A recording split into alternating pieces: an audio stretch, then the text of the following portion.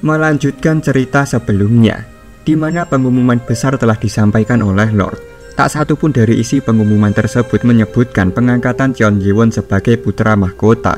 Yewon pun menarik kesimpulan bahwa tindakan Lord itu dimaksudkan untuk memberi kesempatan pada 4 klan utama yang tersisa, sekaligus mendorongnya agar terlibat dalam konfrontasi langsung dengan mereka. Mendengar kesimpulan itu, para pengikut Yewon diliputi keresahan. Mereka bertanya-tanya dalam hati, apa alasan Lord mempermainkan keadaan seperti ini? Wan Yi yang melihat para pengikut mulai menyadari tabir asli dari balik wajah Lord, hanya menanggapi dengan senyum tipis. Baginya, Lord adalah sosok tanpa hati, seseorang yang tidak memiliki simpati, baik terhadap klan, keluarga, bahkan darah dagingnya sendiri.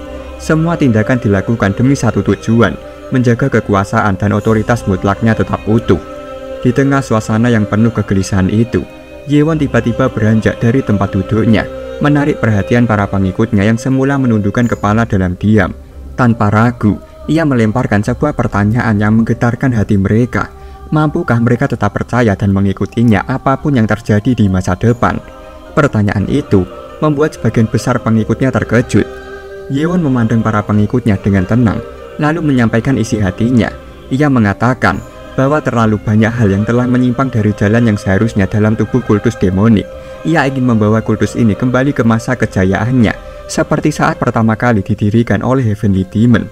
Namun untuk melakukan itu, ia sadar bahwa ia harus menentang otoritas yang selama ini mengatur kultus dari dalam. Dengan penuh ketulusan, Yewon memohon kepada para pengikutnya agar tetap berada di sisinya, mempercayainya, dan menemaninya menapak jalan yang akan penuh tantangan. Hubung, pengikut pertama sekaligus orang yang paling lama berada di sisi Cheon Yewon, berdiri tegak dan memberi hormat tanpa sedikit pun ragu. Dengan lantang dan penuh semangat, ia menyatakan kesetiaannya bahwa ia akan mengikuti Yewon bahkan tanpa harus diminta. Seruan itu seolah menjadi pemantik bagi yang lainnya. Seluruh pengikut Yewon berdiri dan memberi hormat dengan penuh keyakinan. Mereka bersumpah akan mengikuti dan mendukung Cheon Yewon apapun yang terjadi. Yewon mendengar sumpah mereka dengan hati yang dipenuhi rasa bangga. Di balik sorot matanya yang tajam, terpancar keteguhan luar biasa. Wan Yi akhirnya mengangkat suara, mempertanyakan langkah selanjutnya yang akan diambil oleh Cheon Yewon. Menurutnya, menghadapi keempat klan utama secara langsung merupakan tindakan yang terlalu sembrono dan berisiko tinggi. Yewon tak menampik pendapat itu, namun ia telah memiliki gagasan untuk membalik keadaan. Sambil mengangkat alis, Wan Yi terkekeh pelan dan menunggu penjelasan lebih lanjut. Tatapan Yewon lalu beralih pada Munku, menandakan bahwa sosok itu akan terlibat dalam rencananya. Ia menyampaikan bahwa untuk menghadapi 4 klan secara seimbang, yang harus dilakukan bukanlah konfrontasi langsung, melainkan menghancurkan keseimbangan kekuatan yang dengan susah payah telah dibangun oleh Lord sendiri. Munku terlihat sedikit bingung dengan maksud ucapannya, namun Wan Yi segera menangkap maksud dibalik strategi tersebut. Ia menyadari bahwa Yewon berniat mendatangi klan Dark Dragon Ball, salah satu klan yang masih bisa didekati untuk memperkuat barisan pasukannya. Melihat arah itu, Wan Yi langsung menyampaikan niatnya untuk pergi menemui Mong Ok, kepala klan Hallucinary Sword, bersama dengan Samayi. Ia tahu bahwa hubungan pribadi antara tetua Samayi dan tetua Mong, yang merupakan teman seangkatan di Akademi Demonik, akan sangat mempermudah proses pendekatan dan kerjasama. Yewon pun mengambil keputusan, ia akan berangkat bersama Munku dan Yin Moha, sementara Wang Hul diberi tanggung jawab untuk bekerja sama dengan pasukan yang tersisa, serta membujuk klan-klan yang hingga kini masih bersikap netral agar mau bergabung. Namun saat semua mulai menyusun langkah masing-masing, tiba-tiba terdengar seruan lantang dari sisi meja. "Yang mulia putra mahkota, biarkan saya menemani Anda." Suara itu milik Hubung. Yewon sempat terkejut, terutama saat melihat sorot mata Hubung yang penuh tekad. Tatapan itu jelas menunjukkan bahwa pria itu tak akan mundur, bahkan jika harus memaksa. Yewon hanya bisa menarik nafas panjang, lalu mengangguk dan mengizinkannya ikut serta. Mendengar keputusan itu, wajah Hubung langsung dipenuhi ekspresi bahagia. Wang Hul mengusulkan agar Yewon turut membawa Baek Gi dalam perjalanannya. Dengan penuh keyakinan, ia meyakinkan bahwa dirinya bersama-sama Chak sudah lebih dari cukup untuk menangani tugas yang telah dipercayakan oleh Yewon. Sambil menatap tajam ke arah Baek Gi yang tampak tidak senang, Wang Hul memberikan perintah agar ia menjaga Yewon sebaik mungkin selama perjalanan. Baek Gi hanya menggerutu pelan, menahan kekesalannya, namun tak membantah lebih lanjut. Kini kita beralih ke barat laut kastil Heavenly Demonic, tepatnya di kediaman klan Dark Dragon Palm. seorang penjaga mendatangi ruang kepala klan dan menyampaikan bahwa putra mahkota ingin bertemu. Kabar itu membuat Moonjun terkejut bukan main. Tanpa menunda waktu, ia langsung memerintahkan penjaga untuk memanggil asistennya, menyuruhnya menyiapkan ruang tamu sebaik mungkin dengan persiapan yang harus sempurna dalam segala hal. Sementara itu, Cheon Ji-won sedang berjalan menuju ruang tamu. Munku dengan senyum bangga memperkenalkan kediamannya sepanjang perjalanan. Seperti biasa, Wubong tampak begitu kagum melihat kemegahan tempat itu, memandangi sekelilingnya dengan mata berbinar. Munku hanya terkekeh kecil, menyebutkan bahwa semua keindahan ini tak lepas dari hobi kakeknya yang gemar berkebun dan merawat taman. Tak lama berselang, Moonjun muncul dan memberi hormat dengan sopan kepada Yewon, memperkenalkan dirinya sebagai tetua ke-8 kultus demonik. Yewon pun membalas hormat itu dengan senyum tenang. Pandangan antara Munku dan kakeknya pun sempat bertemu sejenak. Namun, Munku segera memalingkan wajahnya, membuat sang kakek sedikit bingung karena cucunya masih memakai topeng. Moonjun ingin menegur, tapi ragu karena situasi tidak memungkinkan. Moonjun lalu menawarkan diri untuk mengantar Yewon secara langsung ke ruang tamu. Yewon menghargai perhatian itu, sebab Moonjun sebetulnya bisa saja menyerahkan tugas tersebut pada pelayannya. Namun sebelum mereka sempat melangkah, seorang penjaga lain datang terburu-buru, menyampaikan kabar tak terduga. Tetua ketiga dan keempat, serta Cheon Mugem sedang berada di luar dan meminta untuk bertemu Moonjun. Mendengar hal itu, Moonjun tampak sedikit terkejut. Meski begitu, Yewon tidak mempersalahkan kedatangan tamu lain tersebut dan memaklumi situasinya. Sebagai bentuk penghormatan, Moonjun mengucapkan terima kasih atas pengertian Yewon. Ia pun segera memerintahkan penjaga untuk membawa para tamu baru itu ke ruangan lain. Sementara dirinya tetap mengantar rombongan putra mahkota ke ruang perjamuan seperti yang telah direncanakan. Kini kita beralih ke ruang tamu utama, kediaman klan Dark Dragon Palm. Cheon Ji-won terlihat mengagumi keindahan tempat itu. Suasana yang asri dan penuh ketenangan membuatnya merasa nyaman. Ia pun sempat mendengar bahwa tetua ke-8 memiliki kemampuan dalam berkebun. Moonjun hanya tersenyum kecil menanggapi hal itu, menyebut bahwa semua yang dilakukannya hanyalah sekedar hobi. Sambil terus berbincang, Moonjun mempersilahkan rombongan Yewon untuk menikmati hidangan yang telah disiapkan khusus bagi mereka. Mata Wubong langsung berbinar melihat deretan makanan lezat yang tersaji di hadapannya. Namun seiring dengan kegembiraannya, muncul pula rasa cemas. Ia mengingat bahwa setiap kunjungan ke kediaman para tetua seringkali berujung pada peristiwa yang tidak terduga. Meskipun suasana saat ini terlihat tenang, kekhawatiran itu tetap menghantuinya. Ingatan tentang isu yang beredar di antara pengikut Yewon pun muncul di benaknya. Dikatakan bahwa tetua ke-8 memiliki cucu perempuan, dan dari pengakuan Munku, bahkan memiliki saudari kembar. Imajinasi Wubong pun mulai melayang liar, mengingat pengalaman buruk dengan tetua ke-9 yang sempat mencoba menjodohkan putrinya. Dalam hati, ia hanya bisa berharap bahwa hal serupa tidak akan terjadi kali ini.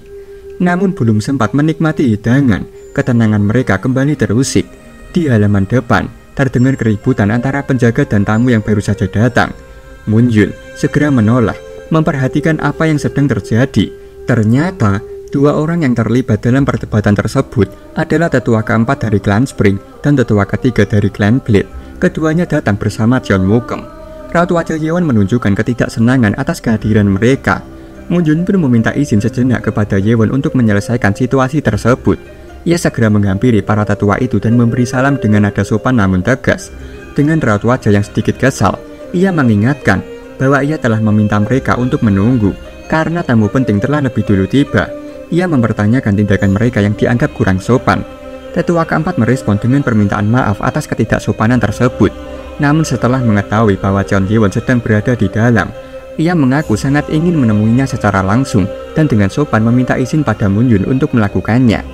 Mereka memasuki ruangan dan memberi salam penuh hormat kepada Cheon Ji-won.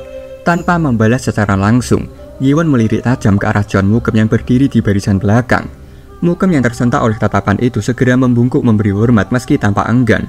Tetua ketiga dari klan Blade kemudian angkat bicara, menyampaikan bahwa kedatangan mereka adalah untuk meminta jawaban dari Moonjun atas suatu hal.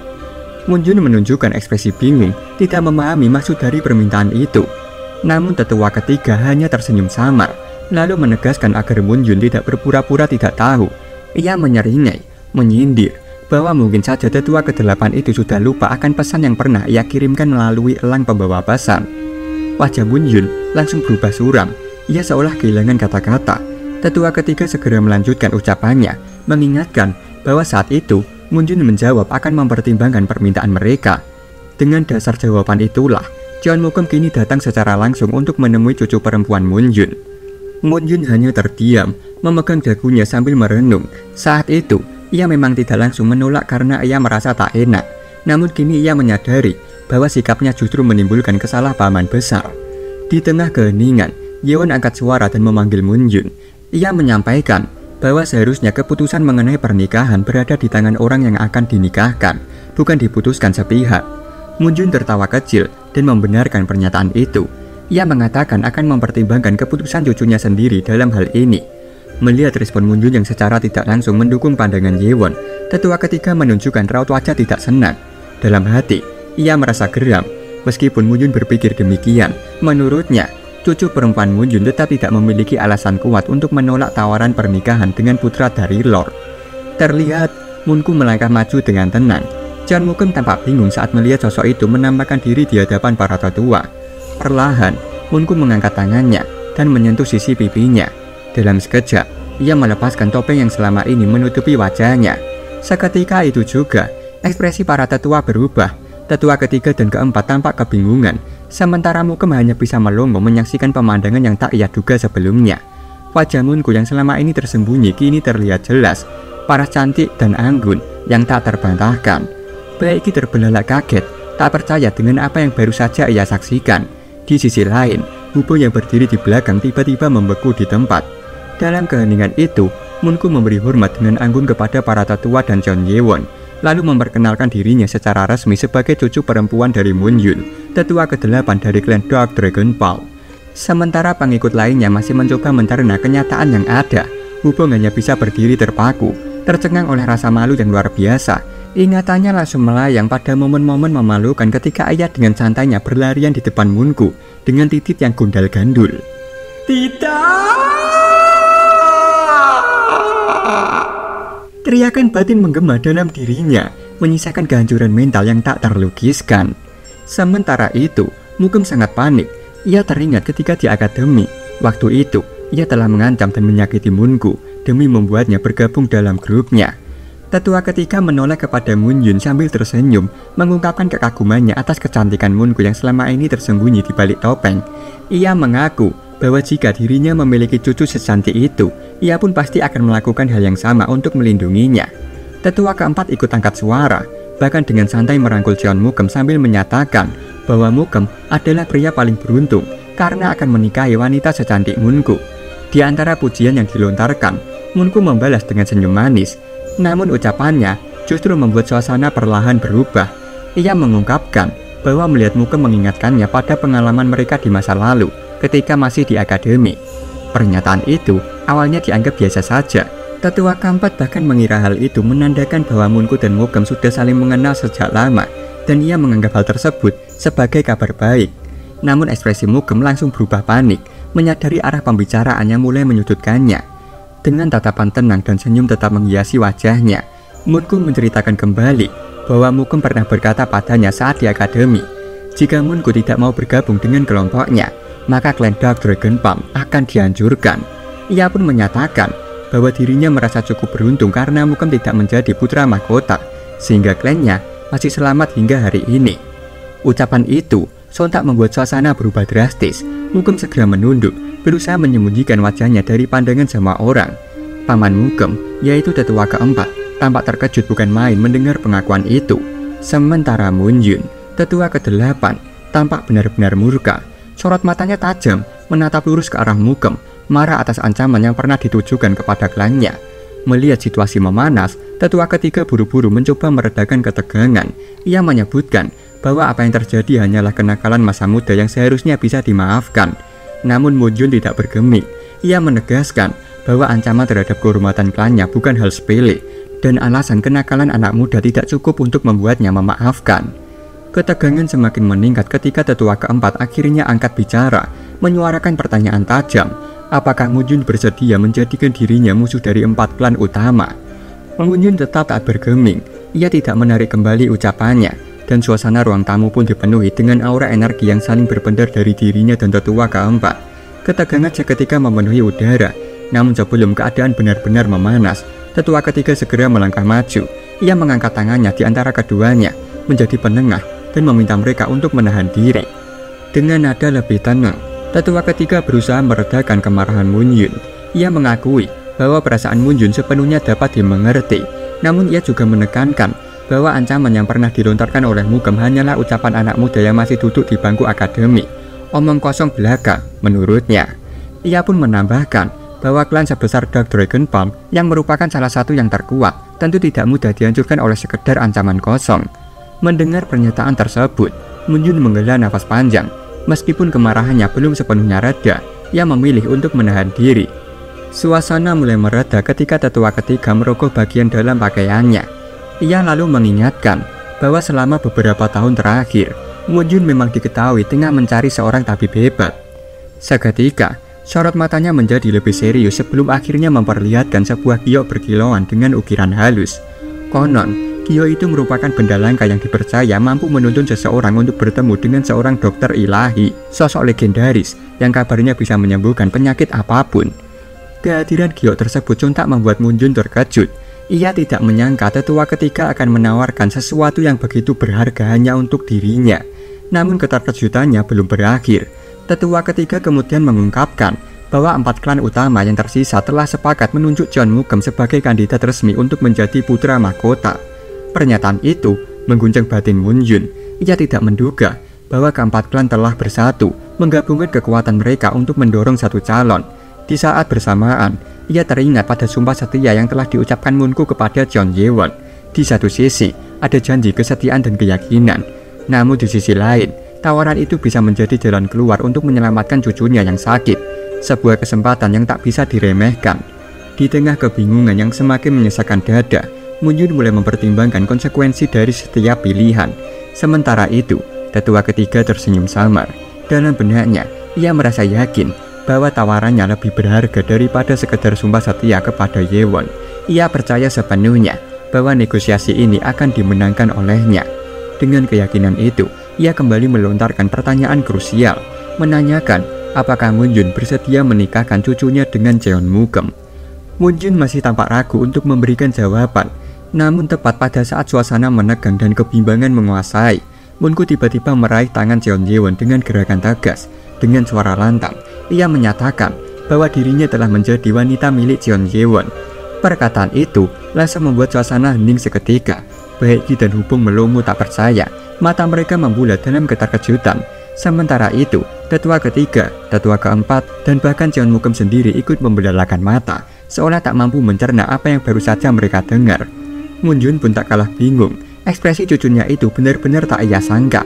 Sementara itu, jantung Ye-won berdegup kencang. Baek Gi dan Hubung yang masih terpaku di tempatnya, dalam hati memberikan pujian diam-diam pada Ye-won. Menurut mereka, pria itu benar-benar cekatan dan tahu kapan harus bertindak. Wajah Moonku mulai memerah karena malu.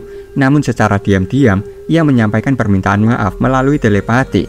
Ia mengaku kehabisan akal dan merasa bahwa tindakan itu adalah satu-satunya jalan keluar. Ye-won yang mendengar penjelasan itu hanya bisa menghela nafas panjang, lalu membalas dengan senyuman kecil yang tulus. Sementara itu, ekspresi Jeon Mugem berubah drastis. Sorot matanya yang tajam memancarkan amarah. Ia merasa bahwa sekali lagi Ye-won merebut sesuatu yang seharusnya menjadi miliknya. Merespon reaksi itu, Ye-won dengan santai meraih punggung Moonku dan menariknya ke dalam pelukan.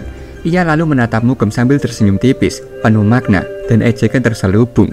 Tatapan itu menambah bara dalam dada Mugem, membuatnya nyaris kehilangan kendali. Matanya melotot, giginya bergemeletuk, dan tubuhnya bergetar karena emosi. Namun sebelum ia sempat bertindak lebih jauh, sosok Yin Moha melesat cepat seperti bayangan. Dalam sekejap, pedangnya telah terhunus dan mengarah tepat ke leher Mugem. Aksi itu langsung memicu kemarahan dari tetua keempat yang merasa bahwa tindakan seperti itu tidak pantas dilakukan oleh seorang pengawal terhadap pewarisah. Namun Yin Moha tetap tenang. Ia berdiri tanpa gentar dan dengan sikap dingin menyampaikan bahwa Mugem telah menunjukkan niat untuk membunuh Ye-won. Tetua keempat melirik ke arah Mugem dengan sorot mata tajam. Dalam benaknya, ia sudah berulang kali memperingatkan keponakannya itu untuk menahan diri. Ia tahu betul bahwa kebencian Mugem terhadap Ye-won sangat mendalam dan situasi ini tidak boleh dibiarkan terus memburuk. Namun bukannya meredam amarah, Mugem malah justru bertindak gegabah. Dengan penuh kemarahan, Ia mengangkat tinjunya dan menghantam langsung ke arah pedang Yin Moha. Dentingan logam terdengar nyaring, namun yang terjadi sungguh di luar dugaan. Pedang Yin Moha tidak bergeming sedikit pun. Tangan Mugem justru terasa nyeri, seolah menghantam baja tak tergoyahkan. Wajah Mugem mulai berubah. Perlahan ia menatap Yin Moha dengan kebingungan dan sedikit rasa takut. Dalam hatinya, pertanyaan mulai muncul. Siapa sebenarnya sosok dingin yang berdiri di hadapannya itu? Narator menjelaskan bahwa setelah Jeon Ji-won mengambil alih posisi putra mahkota dan secara terbuka membunuh Mu Jin-won, tekanan besar pun dirasakan oleh keempat klan utama lainnya. Keberadaan Yi-won bukan hanya mengguncang tatanan lama, tetapi juga mengancam keseimbangan kekuasaan yang selama ini mereka pelihara. Meski begitu, Lord memberikan satu kesempatan terakhir kepada keempat klan tersebut. Jika mereka masih ingin memperjuangkan garis keturunan mereka, mereka diberi hak untuk mengajukan kandidat baru yang layak sebagai pewaris tahta. Ironisnya, dari seluruh kandidat yang tersisa, pilihan mereka justru jatuh pada Jeon Mugem, bukan karena keistimewaan kemampuan, tapi semata-mata karena ia satu-satunya yang anggota tubuhnya masih lengkap. Di ruang tamu klan Dark Dragon Ball, ketegangan tak juga mereda. Yin Moha masih menguluskan pedangnya ke arah leher Jeon Mugem. Sementara itu, tetua pendamping Mugem mulai panik. Ia mengingat jelas peristiwa di aula utama, bagaimana Jeon Ji-won membunuh Mu Jin-won hanya karena satu ancaman. Dan kini, dengan situasi seperti ini, mereka sadar betul Ji-won bisa saja menggunakan insiden ini sebagai dalih untuk menghabisi Mugem. Tanpa banyak pertimbangan, kedua tetua itu segera berlutut di hadapan Ji-won, memohon ampun dan memohon kemurahan hatinya agar tidak menghukum Mugem karena tindakan bodohnya. Namun Ji-won tak menunjukkan belas kasihan. Tatapannya tajam, dingin, seperti bila pedang yang telah lama diasah. Ia menanyakan alasan mengapa ia harus memaafkan tindakan yang tidak pantas dan mencoreng martabatnya sebagai putra mahkota. Kemudian, tanpa ekspresi, Ji-won mengeluarkan satu perintah tegas, perintah yang membuat darah para tetua seketika surut, membunuh Jeon Mugem. Yin Moha yang sejak awal sudah bersiaga, langsung mengangguk dan bersiap mengeksekusi perintah itu. Namun sebelum pedangnya menebas, tetua ketiga melesat secepat kilat dan menangkis serangan tersebut, berdiri kokoh di antara Mugem dan Yin Moha. Pertarungan sengit pun tak terelakkan. Yin Moha menyerang kembali, kali ini dengan kecepatan dan teknik yang lebih presisi. Tetua ketiga yang sudah berpengalaman pun mulai merasa kewalahan.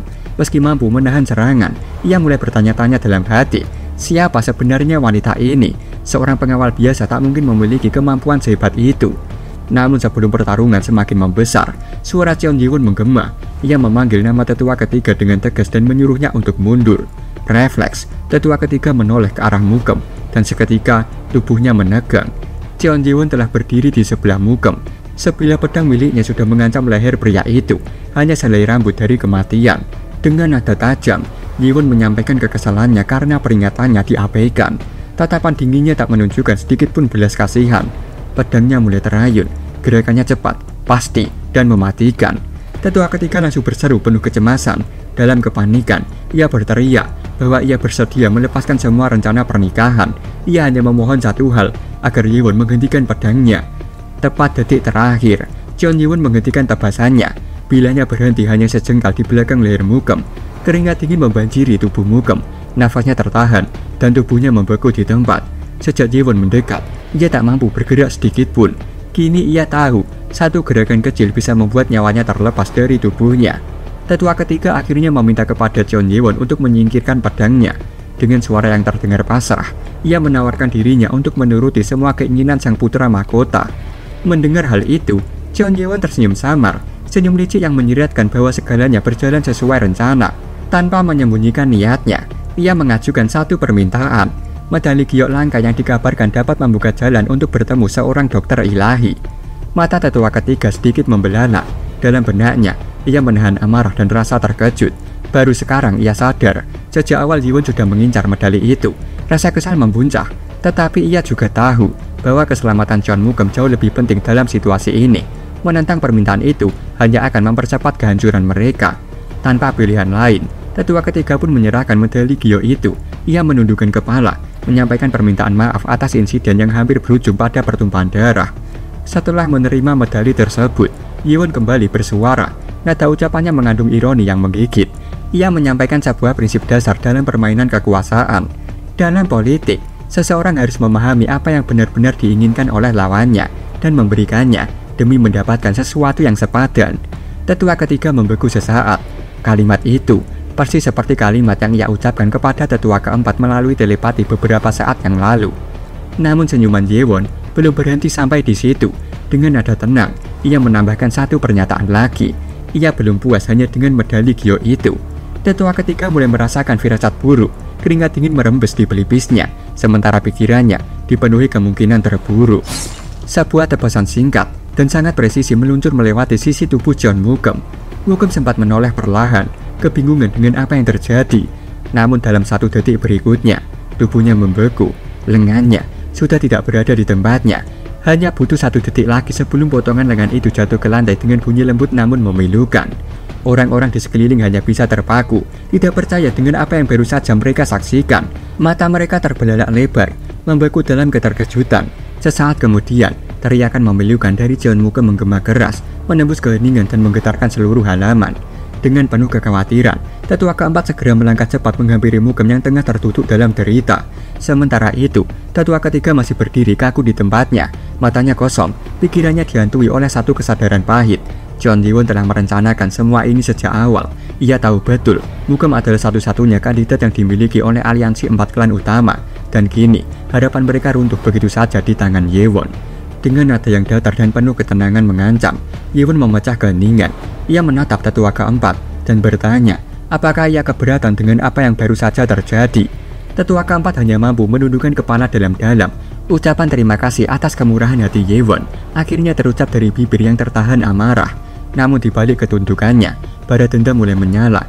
Ia sadar betul, Yewon bisa saja langsung menghabisi Mugem ketika niat membunuh itu muncul. Tetapi kenyataan bahwa Yewon hanya mengambil satu lengannya, itu sudah menjadi anugerah dalam neraka yang lebih besar. Lebih baik berhenti sampai di sini sebelum semuanya menjadi lebih buruk. Bahkan dirinya pun bisa menjadi korban berikutnya. Dengan langkah berat, tetua ketiga turut menuntun Mugem menjauh. Sebelum ia pergi, ia menyampaikan bahwa kondisi keponakannya telah memburuk dan mereka harus segera kembali. Namun dalam hatinya, kemarahan membuncah. Luka hari ini akan dicatat dalam-dalam. Ini belum akhir. Setelah rombongan mereka pergi, Yewon mengeluarkan medali Gyo langka dan menyerahkannya kepada Moon Yun, sebuah simbol berharga yang bisa membuka jalan menuju dokter ilahi. Di tengah suasana yang masih tegang, Yewon menyampaikan permintaan maaf karena telah membuat taman Moon Yun dipenuhi darah dan kekacauan. Moon Yun menundukkan kepala dalam-dalam, rasa terima kasih mengalir tulus dari hatinya. Ia menerima medali itu dengan penuh rasa hormat, mengakui bahwa kebaikan Yewon telah melampaui apapun yang pernah ia terima sebelumnya. Namun Yewon hanya membalas dengan senyum ringan. Dengan nada sungkan, ia meminta Moon Yun untuk tidak berlebihan dalam memuji, karena sejatinya pertemuan dengan dokter ilahi pun belum tentu terjadi. Melihat Moon Yun yang masih menunduk penuh hormat, Jeon Ji-won dengan tenang memintanya untuk berdiri. Namun Moon Yun tak segera bangkit. Dalam diamnya, ia menatap Yewon dengan penuh kekaguman yang sulit diungkapkan dengan kata-kata. Ia tak menyangka bahwa seseorang yang tampak begitu tenang, lembut, dan hangat seperti Yewon adalah orang yang sama yang beberapa saat lalu tanpa ragu memotong tangan Jeon Mugem. Baginya, keberanian dan ketegasan Yewon berpadu harmonis dengan kebijaksanaan dan ketulusan hati. Dalam benaknya, Moon Yun menyadari bahwa penilaian cucunya terhadap seseorang jauh lebih tajam dan benar daripada dirinya. Moonku telah memilih calon pasangan yang nyaris sempurna. Dengan tekad bulat, Moon Yun akhirnya mengangkat wajahnya.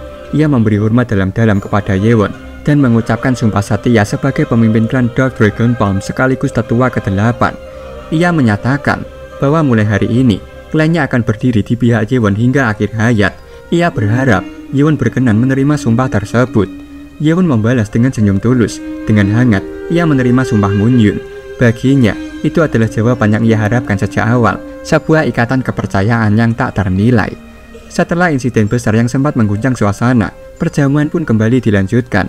Di tengah suasana yang mulai mencair, Moon Yun berdamai ringan untuk menarik perhatian. Ia menoleh ke arah Yewon sambil tersenyum kecil, lalu bertanya dengan nada menggoda mengenai jadwal pernikahan antara Yewon dan cucunya. Mendengar itu, Yewon tersedak hebat, tak sempat menahan semburan air minum yang langsung menyasar ke wajah Hubong yang duduk di sebelahnya. Basah kuyup oleh semburan mendadak itu, Hubong hanya bisa tergagah, tersenyum lebar dengan wajah penuh tawa dan ucapan selamat kepada tuannya. Wajah Yewon memerah hebat, bingung dan gugup mencari cara untuk menjelaskan kesalahpahaman yang telah menyebar begitu cepat. Narator menjelaskan bahwa butuh waktu cukup lama bagi Yewon dan Moonku untuk menjelaskan seluruh kesalahpahaman tersebut kepada Moon Yun. Meski pada akhirnya Moon Yun mengetahui kebenaran yang tidak sesuai harapannya, ia tak menunjukkan kemarahan. Wajahnya memang menampakkan sedikit kekecewaan, namun semangatnya tak padam sedikit pun. Moon Yun menghela napas panjang seraya melirik ke arah Cheon Ye-won dan Moon-gu. Dalam benaknya tumbuh perasaan bahwa kedua anak muda itu saling memiliki rasa meski belum terucap. Ia memutuskan untuk memantau perkembangan hubungan mereka dengan seksama tanpa intervensi yang tergesa. Setelah membulatkan tekad, Moon Yun memanggil pelayannya dan memintanya untuk membawa cucunya yang satu lagi. Cheon Ye-won yang berada di sampingnya menoleh dengan sedikit heran dan bertanya alasan dibalik permintaan tersebut. Moon Yun tersenyum lembut. Ia menatap Ye-won penuh penghargaan, lalu berkata bahwa setelah semua kebaikan yang telah dilakukan Ye-won, tak ada lagi alasan baginya untuk menyimpan rahasia. Dengan nada berat namun jujur, Moon Yun mulai menceritakan masa lalunya. Ia memiliki seorang putra bernama Monsung, seorang pendekar muda berbakat yang kala itu ditugaskan ke provinsi Sichuan. Namun takdir berkata lain. Monsung kehilangan nyawanya dalam sebuah penyerangan brutal dari kelompok Force of Evil. Menantunya yang saat itu tengah mengandung sangat terpukul oleh berita duka tersebut. Syok mendalam yang ia alami mempengaruhi proses kehamilannya. Beruntung, Moon-gu cucu pertamanya lahir dengan selamat tanpa gangguan fisik. Namun adiknya, cucu kedua Moon Yun, tak seberuntung itu. Proses kelahirannya berlangsung lama dan penuh tekanan, hingga akhirnya anak itu lahir dengan kondisi mental yang tak sempurna. Tak lama setelah itu, menantunya juga menyusul sang suami, meninggal dunia karena komplikasi pasca melahirkan. Moon Yun telah mengerahkan segala upaya, dari pengobatan medis, ramuan-ramuan langka, hingga bantuan dari para tabib terkemuka. Namun semua usahanya berakhir sia-sia. Harapannya nyaris padam itu kini kembali menyala sejak Cheon Ye-won memberinya medali Gyo untuk bertemu dokter ilahi. Dalam hati terdalam, ia merasa sangat berterima kasih. Tak lama kemudian, sang pelayan kembali menuntun seorang anak laki-laki yang mengenakan pakaian sederhana. Ia adalah Moon Yu. Langkahnya goyah, matanya kosong, namun dipenuhi rasa tenang saat melihat sosok Moon Yun. Dengan suara yang terbata-bata seperti anak-anak istimewa, ia memanggil kakeknya dengan polos dan tulus. Di sisi lain, Wubong dan Baiki tiba-tiba termenung. Mereka menyadari sesuatu yang mencengangkan. Wajah anak itu sangat mirip dengan topeng yang biasa dikenakan Moon-gu. Melihat kehadiran adiknya, Moon-gu berdiri tanpa ragu. Dengan langkah penuh kasih, ia langsung memeluk adiknya erat. Tidak ada lagi kebohongan, tidak ada lagi rahasia, hanya cinta tulus seorang kakak. Moon Yun yang melihat cucunya tiba segera memintanya untuk memberi salam kepada Cheon Ye-won. Dengan suara polos dan terbata-bata, Moon Yu pun menyapa Ye-won. Ye-won memperhatikan anak itu sejenak. Dalam hati, ia mulai memahami mengapa Moon Yun menaruh harapan begitu besar pada dokter ilahi. Karena kondisi cucunya bukan sesuatu yang bisa ditangani dengan cara biasa. Ye-won lalu bertanya kepada Nano, apakah ada cara untuk menyembuhkan kondisi Moon Yu. Nano segera memberikan laporan. Terdapat lebih dari 23 juta pasien yang tercatat dengan kasus serupa. Namun untuk hasil yang lebih akurat, Nano menyarankan Ye-won untuk meletakkan tangannya di kepala Moon Yu agar bisa melakukan pemindahan langsung. Ye-won pun meminta izin kepada Moon Yun untuk memeriksa kondisi cucunya. Moon Yun sempat terlihat bingung, namun tak butuh waktu lama baginya untuk mengangguk dan mempersilahkan. Dengan perlahan, Ye-won mendekatkan tangannya ke kepala Moon Yu. Seketika itu juga, Nano mengaktifkan pemindahan MRI yang tertanam di telapak tangan Ye-won dan menampilkan hasil visualisasi otak secara langsung. Hologram kecil muncul di depan mata Ye-won, memperlihatkan struktur otak Moon Yu dengan jelas. Pada area tertentu, muncul tanda merah menyala. Nano menjelaskan bahwa aliran darah pada bagian otak tersebut mengalami penyumbatan yang menyebabkan distribusi oksigen terhambat. Hal ini telah memicu kematian sel-sel otak di area itu, yang pada akhirnya mengganggu sebagian besar fungsi kognitif dan motorik Moon Yu. Ye-won bertanya, apakah kondisi seperti ini bisa disembuhkan? Nano menjawab bahwa masih ada peluang besar untuk pemulihan. Penyembuhan bisa dilakukan dengan cara menghilangkan jaringan sel otak yang telah mati, membuka kembali aliran darah yang tersumbat, serta menstimulasi regenerasi jaringan saraf menggunakan elektroterapi untuk menciptakan sel-sel otak baru. Ye-won terdiam sejenak. Ia tahu resikonya, tapi jika ada kesempatan untuk menyembuhkan anak itu, meski sedikit pun, ia akan mencobanya. Tanpa ragu, ia mengikuti instruksi Nano dan meletakkan jarinya tepat di atas area yang ditandai merah.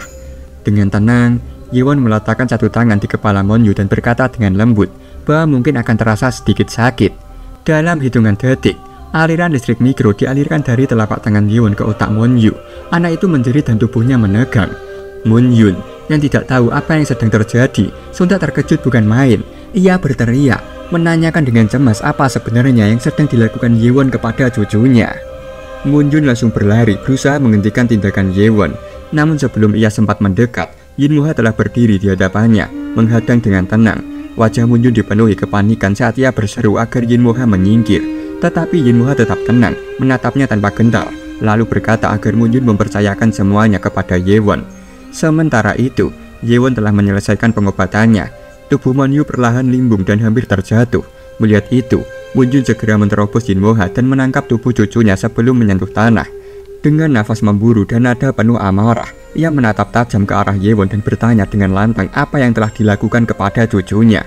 Namun sebelum Yewon menjawab, Moon Yun menggenggam tangan kakeknya. Tubuhnya masih gemetar dan dari bibirnya yang pucat terdengar suara pelan dan terbata. Ia mengatakan kalau kepalanya terasa sakit.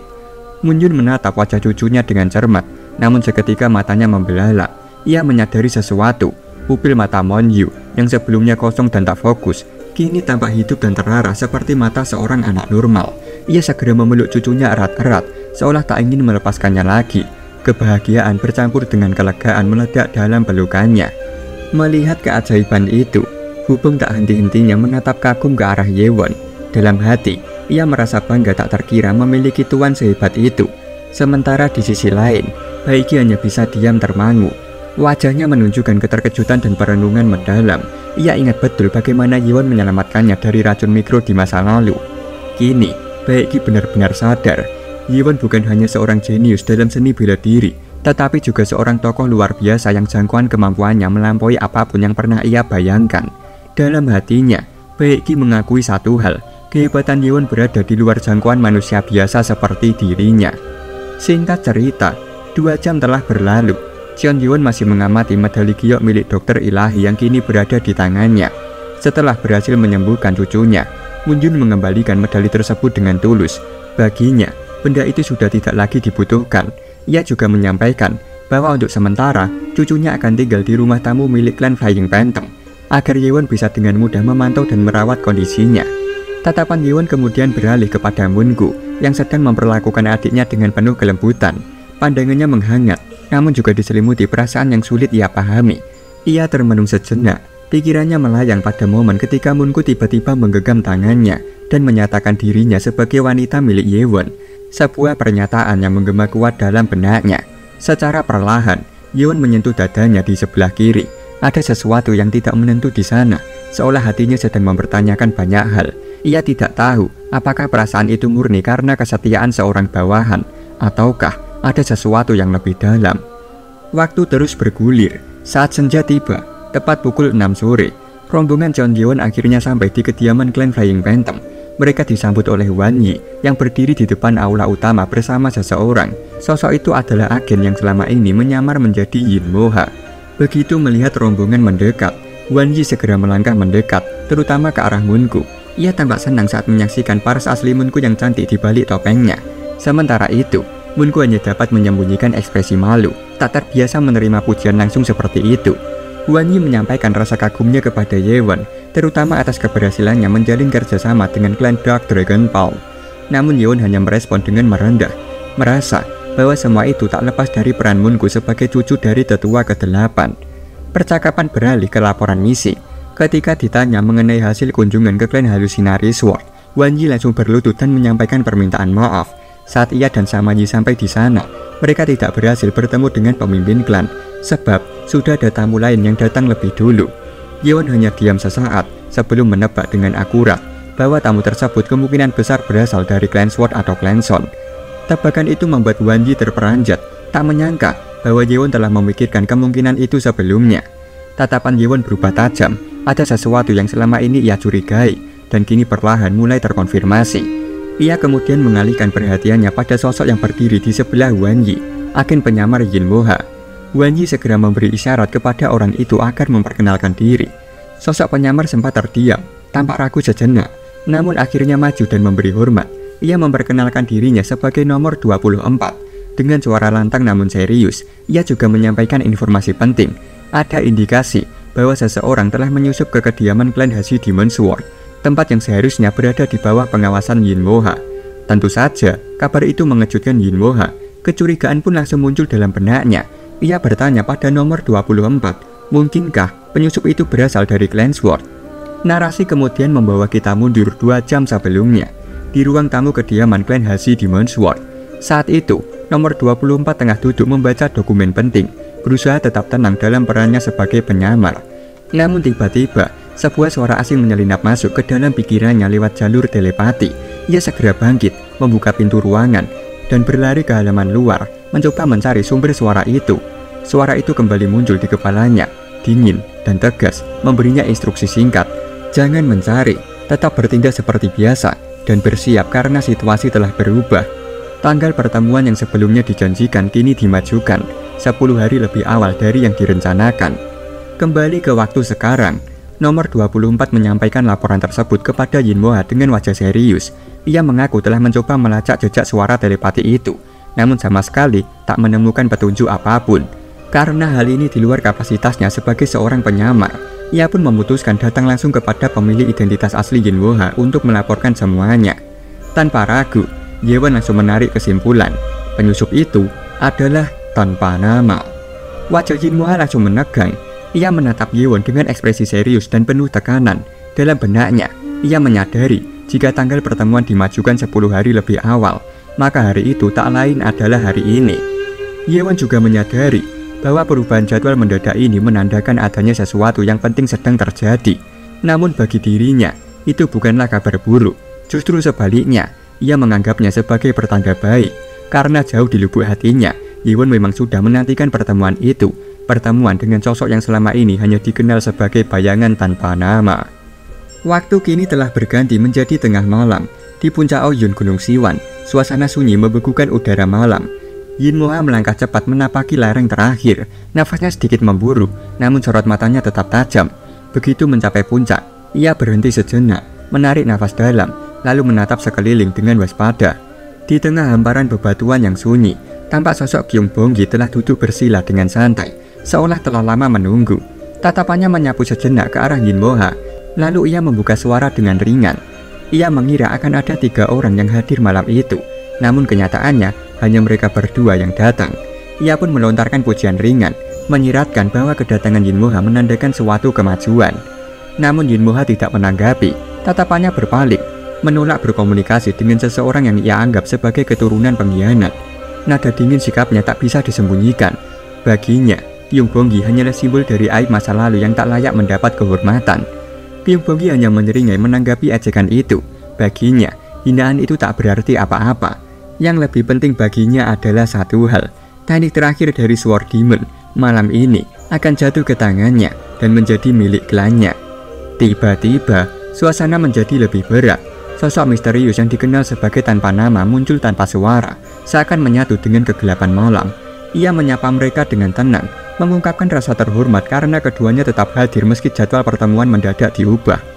Yin Moha menatap tanpa nama dengan mata yang dipenuhi ketegangan. Meskipun kini dirinya telah mencapai tingkat Grandmaster sejati, ia tetap tak mampu mengukur seberapa dalam kekuatan sosok di hadapannya itu. Aura yang terpancar dari tanpa nama terlalu pekat, terlalu sunyi, seolah menyembunyikan sesuatu yang tak dapat dijelaskan. Dan dari ucapannya barusan, Yin Moha bisa menyimpulkan satu hal dengan pasti. Tanpa nama mengetahui bahwa Mu Jinwon telah tewas. Fakta itu membuat hatinya bergolak. Ia semakin penasaran pada siapa sebenarnya sosok yang berdiri di hadapannya ini. Sebelum tanpa nama sempat berbicara lebih lanjut, Kyung Bonggi melangkah maju tanpa permisi, langsung berdiri di hadapan sang misterius. Raut wajah tanpa nama menegang, menunjukkan ketidaksenangan atas tindakan yang lancang itu. Tapi yang terjadi selanjutnya mengejutkan. Kyung Bonggi tiba-tiba berlutut memperkenalkan dirinya dengan penuh hormat. Dengan keyakinan yang tak tergoyahkan, ia menyebut tanpa nama sebagai Great Lord. Keyakinannya didasarkan pada teknik Heavenly Demonic Sword yang pernah ia lihat ditunjukkan oleh tanpa nama dalam pertemuan sebelumnya. Lebih dari itu, tanpa nama mampu memasuki wilayah kultus secara bebas dan mengetahui rahasia terdalam dari berbagai klan di dalamnya. Semua itu, bagi Kyung Bonggi, hanya mungkin dilakukan oleh satu sosok, pemimpin sejati yang telah hilang, Great Lord. Tanpa nama yang mendengar pernyataan itu, hanya menghela nafas panjang. Dengan suara datar, ia menepis keyakinan Kyung Bonggi dan menyampaikan bahwa dugaannya salah. Namun sebelum suasana kembali tenang, tanpa nama tiba-tiba menghentikan ucapannya. Matanya menyipit, merasakan kehadiran samar yang tersembunyi dalam kegelapan. lalu berseru lantang memanggil sosok yang bersembunyi. Kyung Bongki terperanjat, bingung dengan perkataan tanpa nama. Tanpa nama menatap mereka berdua dengan tajam, lalu bertanya dingin, siapa yang telah melanggar perjanjian pertemuan rahasia ini? Tanpa menunggu jawaban, ia berbalik cepat dan menebaskan Swordy ke arah semak-semak yang mencurigakan. Ledakan energi tajam membelah malam, dan sesosok bayangan melompat keluar, menghindari serangan itu dengan kelincahan luar biasa. Kyung Bongki terbelalak ketika melihat siapa yang muncul dari balik semak-semak. Ternyata Jeon Yewon. Yewon melangkah keluar dengan tenang, senyum kecil tersungging di bibirnya. Dalam benaknya, ia mengakui bahwa ia mengira penyamarannya sudah sempurna. Namun tanpa nama, ternyata berhasil mendeteksinya dengan mudah. Panik, Kyung Bongki segera menoleh ke Yin Moha dan langsung menuduhnya sebagai pihak yang membawa Yewon diam-diam. Yin Moha hanya diam, berpura-pura tak tahu apa-apa. Ekspresinya datar seolah tak peduli. Kyung Bongki semakin panik. Ia segera membungkuk dalam-dalam di hadapan tanpa nama dan dengan suara lantang memohon pengertian. Ia bersikeras bahwa dirinya tidak bersalah, bahwa ia telah menepati seluruh janjinya dan memohon agar tanpa nama tetap menerima dirinya sebagai pewaris Sword Demon yang sah. Namun tanpa nama hanya menggeleng pelan dan berkata bahwa semuanya sudah terlambat. Segalanya telah berakhir sejak salah satu dari mereka berani melanggar perjanjian. Dengan suara dingin yang syarat kekecewaan, ia menyatakan bahwa tak satu pun dari mereka layak menjadi pewaris Sword Demon. Setelah kata-kata itu meluncur tegas dari bibirnya, tanpa nama segera berbalik dan meninggalkan tempat itu tanpa menoleh lagi. Kyung Bongki panik, ia berteriak memohon agar tanpa nama menunggu sebentar. Tubuhnya bergerak cepat, hendak mengejar sosok misterius itu. Namun langkahnya terhenti ketika Yin Moha tiba-tiba muncul di hadapannya, berdiri kokoh dan tegap menghadang jalannya. Amarah Kyung Bongki meledak. Dengan penuh kemarahan, ia melesat maju sambil mengayunkan pedangnya ke arah Yin Moha. Namun Yin Moha justru tersenyum dingin melihatnya, seolah telah menunggu momen ini. Bagi Yin Moha, serangan itu hanyalah bukti bahwa Kyung Bongki akhirnya memperlihatkan sifat aslinya, rakus dan tidak terkendali. Bunyi nyaring pedang yang saling beradu menggema di udara malam.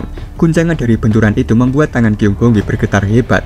Ia menatap pedangnya dengan ekspresi heran, tak percaya bahwa kekuatan Yin Moha kini menandingi, bahkan melampauinya. Ketika Kyung Bongki termenung dalam keterkejutan, Yin Moha tak menyia-nyiakan kesempatan. Dalam sekejap, tubuhnya kembali melesat ke depan, siap mengakhiri pertarungan ini tanpa ragu. Namun fokus kita beralih pada Jeon Yewon yang kini tengah mengejar tanpa nama. Keduanya menuruni lereng tebing curam dengan kecepatan luar biasa.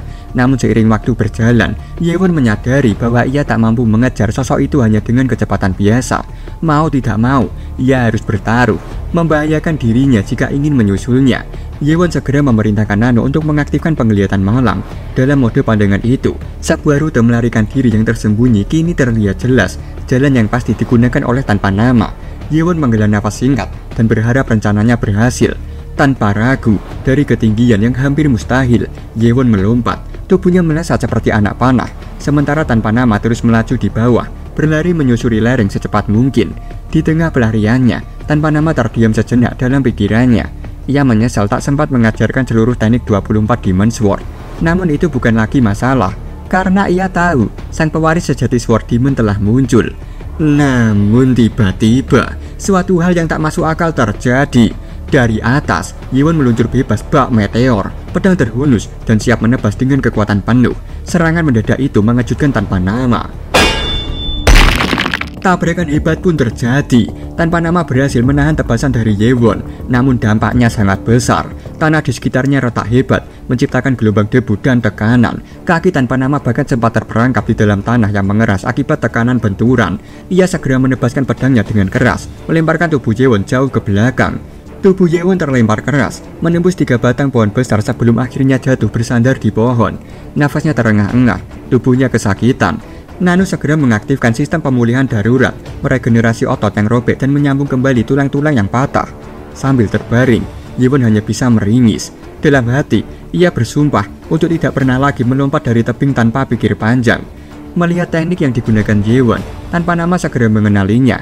Gerakan itu sangat mirip dengan teknik penguatan 1000 pon. Menyadari kemiripan tersebut, tanpa nama menatap tajam ke arah Yewon, lalu bertanya dengan nada tak percaya, mungkinkah Yewon benar-benar melompat mengejarnya dari ketinggian tebing tadi? Yewon hanya tersenyum kecil sambil mengangguk tenang. Jawaban itu membuat tanpa nama terperangah. Baginya, itu adalah tindakan yang gila, nyaris bunuh diri. Yewon tidak hanya melompat dari ketinggian yang tidak masuk akal, tapi juga berhasil menebak rute pelariannya dengan tepat. Dalam hati, tanpa nama menggerutu, anak itu benar-benar bajingan nekat. Yewon bangkit kembali setelah terkapar beberapa saat. Ia tersenyum, matanya tajam penuh tekad. Ia mengatakan bahwa kini gilirannya untuk mengungkap identitas sejati dari sosok tanpa nama. Namun tanpa nama hanya menanggapi dengan nada peringatan, menyuruh Yewon untuk berhenti. Baginya, mempertaruhkan nyawa demi alasan sepele seperti rasa penasaran adalah tindakan bodoh. Tapi ia juga tahu, kata-katanya tak akan menghentikan pemuda itu. Tanpa berkata lagi, tanpa nama langsung melesat dengan kecepatan luar biasa, mengaktifkan 24 Demon Sword. Yewon yang melihatnya terkejut. Teknik itu jauh lebih kuat daripada milik versi Yinwoha. Bahkan, aura dan tekanan yang ditimbulkan melebihi semua bentuk teknik 24 Demon Sword yang pernah ia pelajari. Dengan cepat, Yewon mencabut pedangnya. Ia menyalurkan seluruh kekuatan dalam tubuhnya, mengerahkan segala yang ia miliki. Serangan mereka berdua bertabrakan di udara, pedang bersilangan dengan dentuman nyaring. Tanpa nama mendapati serangannya tertahan. Untuk sesaat, matanya melebar. Teknik yang digunakan Yewon bukan hanya teknik biasa, itu adalah teknik Blade Guard. Di tengah gempuran serangannya, tiba-tiba Yewon menyemburkan darah dari mulutnya. Tubuhnya bergetar, namun ia tetap berdiri tegak. Dalam sistem internalnya, Nano segera memberikan laporan.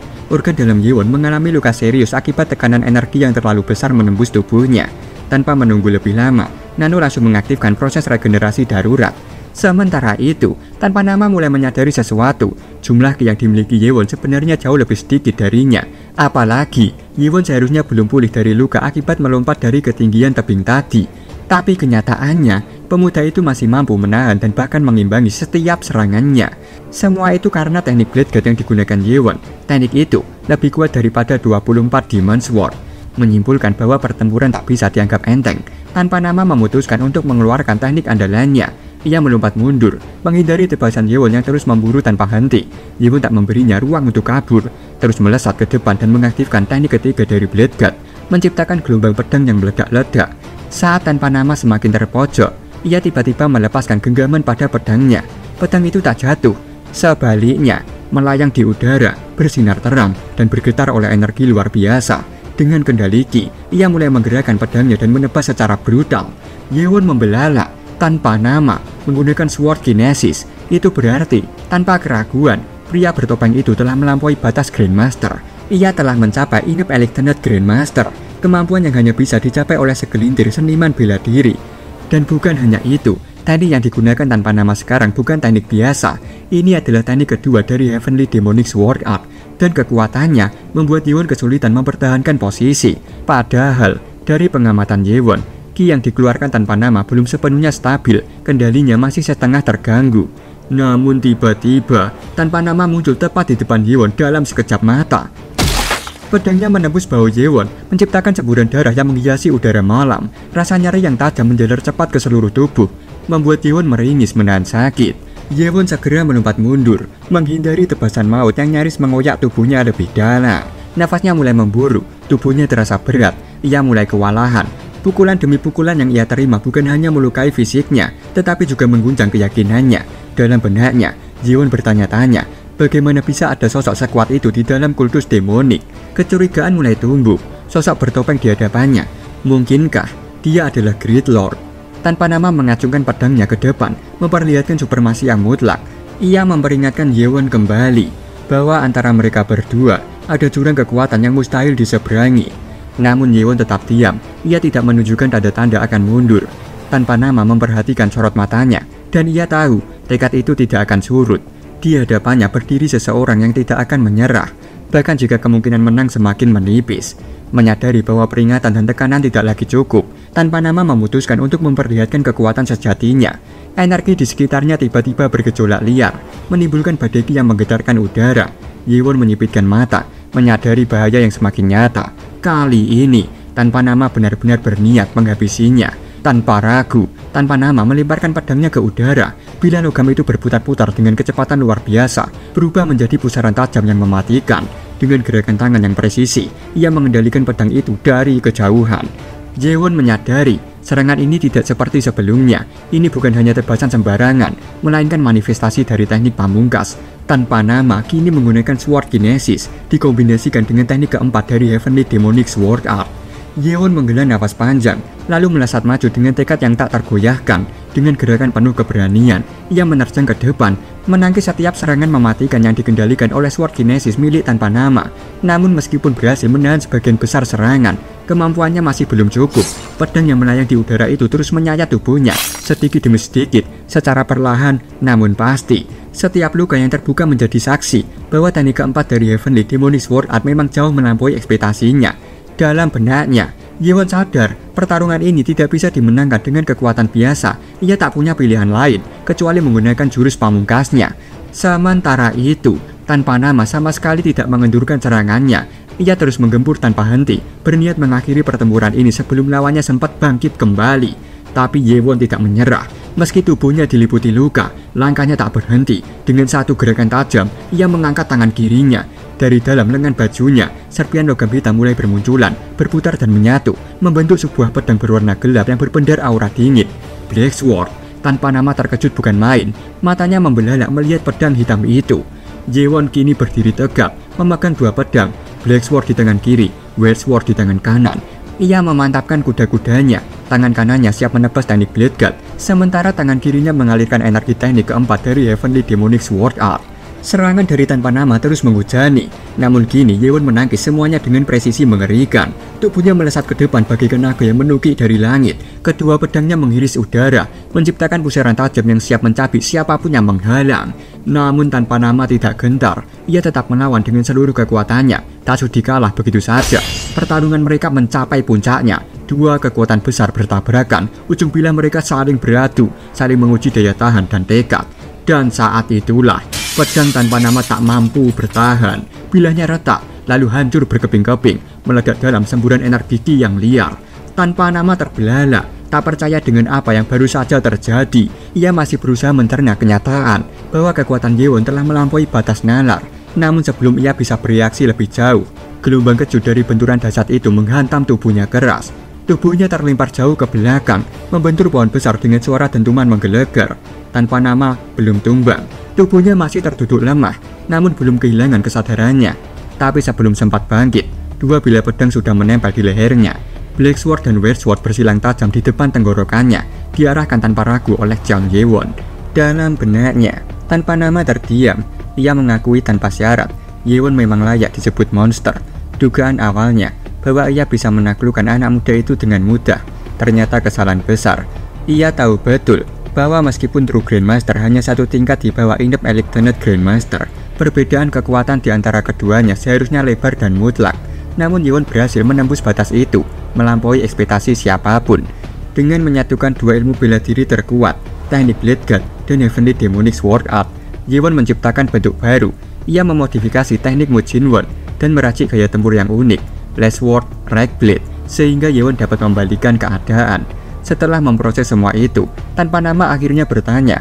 Nada suaranya mengandung rasa penasaran yang tulus. Ia menatap pedang hitam di tangan Yewon dan bertanya, apakah itu pedang Heavenly Demon? Yewon tak menjawab. Ia hanya menggerakkan pedangnya, menebas penutup wajah tanpa nama. Kain hitam itu terbelah perlahan, meluncur jatuh ke tanah, memperlihatkan wajah asli yang tersembunyi selama ini. Tatapan Yewon menajam, hening beberapa saat sebelum ia bertanya dengan suara berat, siapa kau sebenarnya? Pria itu hanya menunduk dengan penuh hormat, lalu menjawab, menyebut Yewon sebagai tuan muda. Suaranya lantang, tanpa perlawanan. Ia mengaku tak ingin bertarung lagi, tak ingin melarikan diri. Ia hanya memohon agar Yewon menurunkan pedangnya. Yewon terkejut bukan main. Ia mengenali suara itu dan sosok di hadapannya. Penuh keterkejutan, ia bertanya, apakah pria itu adalah Guardian Agung Maragium? Sosok itu mengangguk pelan, membenarkan pertanyaan Yewon. Yewon menarik kembali kedua pedangnya. Kini ia tahu pasti, tanpa nama bukanlah Great Lord. Suara dan sikap yang digunakan hanyalah penyamaran untuk menyembunyikan identitas aslinya. Setelah menyadari semuanya, Yewon menatap lurus ke mata pria itu dan memintanya untuk menjelaskan segala kebenaran yang selama ini disembunyikan. Namun sebelum sempat memberi penjelasan, Maragium tersenyum tipis, berniat mengatakan sesuatu terlebih dahulu kepada Yewon. Mungkin sebuah pengakuan atau pesan penting. Tapi sebelum sempat sepatah kata pun terucap, bumi di bawah kaki mereka mendadak bergetar hebat. Getarannya begitu kuat, seakan memecah lapisan tanah. Keduanya saling menoleh. Kesadaran mereka langsung tertuju ke suatu tempat, puncak tebing Ohyun. Aura mengerikan terasa menekan dari arah atas. Tak butuh waktu lama bagi mereka menyadari bahwa sesuatu yang sangat berbahaya tengah terjadi. Sorot mata Yiwon dan Marakyum berubah serius. Mereka tahu Yin Moha kini dalam bahaya besar. Kini kita beralih ke puncak tebing Ohyun. Permukaan tanah di sana telah porak-poranda, dihiasi lubang-lubang besar hasil tabrakan teknik yang dahsyat. Debu dan asap masih bergelayut di udara. Yin Moha tampak terengah, tubuhnya berlumuran darah akibat luka yang terus bertambah. Ia berlari cepat, menghindari serangan-serangan brutal yang menghujaninya tanpa henti. Di hadapannya, sosok Gyung Bonggi telah berubah menjadi sesuatu yang mengerikan. Otot-ototnya membesar tak wajar, matanya menyala merah gelap, dan urat-urat hitam menjalar ke seluruh tubuhnya. Ia telah menggunakan teknik terlarang, Demonic Blood Reversal. Tawa dingin keluar dari mulutnya. Ia mengejek Yin Moha, menyebutnya seperti tikus kecil yang berlari-lari mencari celah untuk bertahan hidup. Nafas Yin Moha tersengal-sengal, tapi matanya masih menyala dengan tekad. Ia mencaci Gyung Bonggi sebagai bajingan pengecut, seorang iblis yang kehilangan akal. Namun saat ia tengah mencoba mengatur ritme nafasnya, Gyung Bonggi tiba-tiba menghilang dari pandangannya, bergerak begitu cepat hingga nyaris tak terlihat. Yin Moha terkejut, langkahnya tersentak. Ia tak percaya tubuh sebesar itu bisa bergerak secepat itu. Tapi di balik keterkejutannya, ia masih bisa membaca kelemahan. Teknik milik Gyung Bonggi belum sempurna, masih kasar dan belum stabil, dan itu adalah celah kecil yang harus ia manfaatkan. Namun, saat ia menoleh ke belakang, Gyung Bonggi telah berdiri tepat di hadapannya. Sebuah tinju maut menghantam tanpa ampun. Yin Moha sempat mencoba menahannya, tapi kekuatan yang dilepaskan begitu brutal hingga tubuhnya terlempar jauh ke belakang, menghantam tanah dengan keras. Dengan sisa-sisa tenaga, ia menancapkan pedangnya ke tanah untuk menghentikan lajunya. Ia menatap ke depan, sosok Gyung Bonggi berdiri tegak di hadapannya. Tubuh Yin Moha gemetar karena luka yang terus didapatkannya. Dengan suara tertahan, ia bertanya, apakah Gyung Bonggi benar-benar yakin akan baik-baik saja setelah menggunakan teknik Blood Demonic Reversal? Gyung Bonggi hanya tertawa rendah, suaranya serak namun penuh kesombongan. Ia mengatakan bahwa yang digunakannya bukan sekedar Demonic Blood Reversal, melainkan versi yang telah dikembangkan, Divine Blood Reversal Substitution, sebuah teknik yang menurutnya telah disempurnakan oleh kliennya. Dengan sebagian besar efek samping berbahaya berhasil dihilangkan. Yin Moha mencermati, ia tahu betul bahwa teknik asli Demonic Blood Reversal adalah seni bela diri terlarang, menghilangkan akal sehat penggunanya dan menghancurkan meridian secara perlahan. Tapi Gyung Bonggi tidak menunjukkan tanda-tanda kehilangan kendali atau kerusakan tubuh yang parah. Itu berarti Clansford mungkin memang telah berhasil menyempurnakannya. Namun justru karena itulah, mereka kini menjadi ancaman paling berbahaya bagi Kultus. Jika teknik itu benar-benar telah bebas efek samping, seharusnya tidak ada alasan untuk menyembunyikannya dari dunia luar. Fakta bahwa mereka masih menyimpannya rapat-rapat berarti satu hal, masih ada sesuatu yang belum beres, sesuatu yang belum mereka ungkapkan. Tanpa memberi waktu berpikir lebih lama, Gyung Bonggi melesat ke depan. Dengan tatapan dingin, ia mengucapkan vonis kematian pada Yin Moha. Yin Moha dengan segenap tekad tidak tinggal diam. Ia membangkitkan sword ki-nya dan melancarkan serangan balasan. Ia menghunuskan pedangnya ke arah tubuh Gyung Bonggi, berharap mampu menembus pertahanan brutal itu. Namun yang terjadi membuat matanya membelalak lebar. Pedangnya hancur seketika, bilanya pecah seperti kerupuk, rontok dalam kepingan kecil yang berterbangan di udara. Gyung Bonggi hanya menyeringai puas, menyebut serangan itu tak lebih dari lelucon. Yin Moha terpaku, ia berdiri membeku di tempat, tangan kosong, tubuh gemetar, dan hati mulai tenggelam dalam rasa putus asa. Tak ada lagi senjata, tak ada lagi peluang. Kini ia hanya berdiri menanti ajal yang mengintainya tanpa ampun. Gyung Bonggi mengayunkan bogem mautnya, tinju raksasa yang siap menggeprek tubuh Yin Moha dalam satu pukulan. Yin Moha memejamkan mata, ia bersiap menerima akhir hidupnya. Ledakan besar mengguncang puncak Ohyun, batu-batu berterbangan dan debu pekat menyelimuti seluruh area.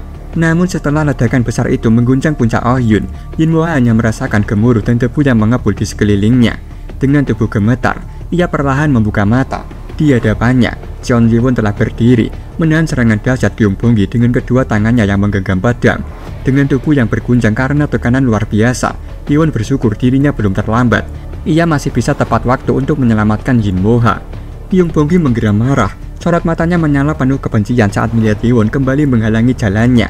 Sambil mengerahkan tenaganya, ia mengumpat, bahwa kehadiran Yewon adalah gangguan yang menjengkelkan. Namun Yewon membalas sambil menahan tekanan itu.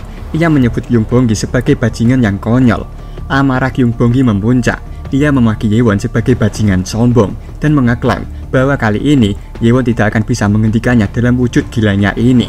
Teriakannya menggema ke seluruh penjuru, dan seiring dengan raungan itu, puing-puing di sekitar mereka berhamburan seolah terdorong oleh kekuatan mengerikan.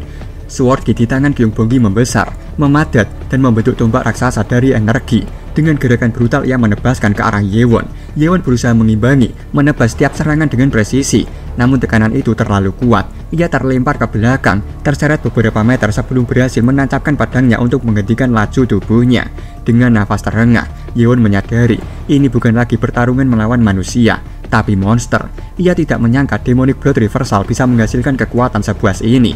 Kyung Bong-gi kembali menerjang, kali ini dengan niat yang jelas untuk melenyapkan Yewon selamanya. Teknik kedua dari True Demon Sword telah diaktifkan. Yewon terus menghindar, tapi serangan bertubi-tubi dari Kyung Bong-gi semakin sulit ditebak dan dihindari. Manifestasi Ki yang luar biasa besar membuat pergerakan Kyung Bong-gi seperti mirip mimpi buruk yang hidup. Yewon tidak punya pilihan lain. Ia segera membalikkan tubuh dan melepaskan serangan Blade God. Namun yang terdengar hanyalah dentingan kosong. Serangan itu bahkan tak mampu menggores kulit Kyung Bong-gi. Pedang White Dragon-nya yang selama ini menjadi senjata andalannya kini seolah tidak berguna. Sambil terus menangkis serangan Yewon dengan mudah, Kyung Bong-gi menyeringai puas. Ia dengan sombong menyatakan bahwa semua serangan Yewon terlalu lemah untuk menyentuhnya. Dengan cepat, ia menggenggam tinju mautnya dan menghantam ke depan. Yewon yang sudah mati langkah tidak sempat lagi menghindar.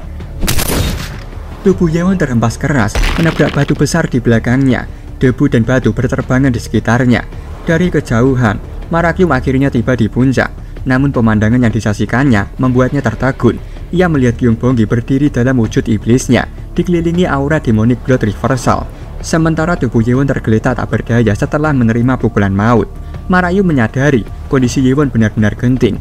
Energinya sudah terkuras habis setelah pertarungan mereka sebelumnya, dan kini ia dihadapkan pada musuh yang kekuatannya bahkan melampaui batas nalar. Kyung Bong-gi tertawa terbahak-bahak, mengejek Yewon yang menurutnya pada akhirnya hanyalah manusia biasa, bukan siapa-siapa. Namun tawanya mendadak terhenti. Tatapannya berubah tajam saat ia menatap ke arah kepulan asap pekat tempat Yewon sebelumnya terhempas. Tubuh Kyung Bong-gi menegang. Ia merasakan sesuatu yang tidak wajar. Aura gelap yang mengendap dari balik asap itu. Aura iblis, aura yang begitu padat dan menusuk. Tiba-tiba, Yewon melesat keluar dari balik kabut, membelah asap yang menggulung seperti monster yang terlahir kembali dari jurang kematian. Kyung Bong-gi sontak menarik kembali sword-nya dan bersiap. Dalam sekejap, Yewon memanggil Black Sword, pedang hitam miliknya yang menyerap cahaya dan menyelimuti sekelilingnya dalam bayangan kelam. Kini matanya penuh tekad. Ia sadar Kyung Bong-gi bukan lawan yang bisa diremehkan. Kyung Bong-gi pun tak tinggal diam. Dengan amarah yang membara, ia menerjang ke depan. Dalam amukannya, ia berteriak bahwa trik murahan Yewon tidak akan pernah cukup untuk menjatuhkannya. Namun Yewon membalas dengan teriakan lantang. Suaranya menggema menembus kabut. Jika memang begitu, ia menyuruh Kyung Bong-gi untuk menahan serangannya yang satu ini. Seketika itu juga, kegelapan yang kelam seperti bayangan iblis menyelimuti tubuh Yewon. Aura iblis menguar dari tubuhnya, padat, dalam, dan purba. Ia menerjang Kyung Bong-gi seperti kilatan hitam yang menyayat langit. Black Sword-nya terhunus, menusuk udara dengan kekuatan mengerikan. Kyung Bong-gi mencoba menebas serangan itu dengan sword-nya. Namun dalam sekejap, energinya lenyap. Ia pun mencoba menahan serangan Yewon dengan tubuhnya yang keras bagaikan baja. Dengan seluruh kekuatannya, Kyung Bong-gi mendorong tubuhnya untuk bertahan. Namun Yewon tak kalah gigih. Ia berteriak lantang, mencurahkan semua tenaga dan kehendaknya ke dalam satu tebasan untuk menembus tubuh Kyung Bong-gi yang seperti dinding besi. Suara robekan menggema ke seluruh penjuru puncak Ohyun. Dalam sekejap, dada Kyung Bong-gi terkoyak lebar oleh Black Sword. Kyung Bong-gi berdiri terpaku, matanya membelalak. Ia tidak mengerti bagaimana ini bisa terjadi. Yewon melesat ke depan melewatinya dan akhirnya tersungkur ke tanah. Tubuhnya mengguncang bebatuan. Darah mulai mengalir dari mulut Kyung Bong-gi.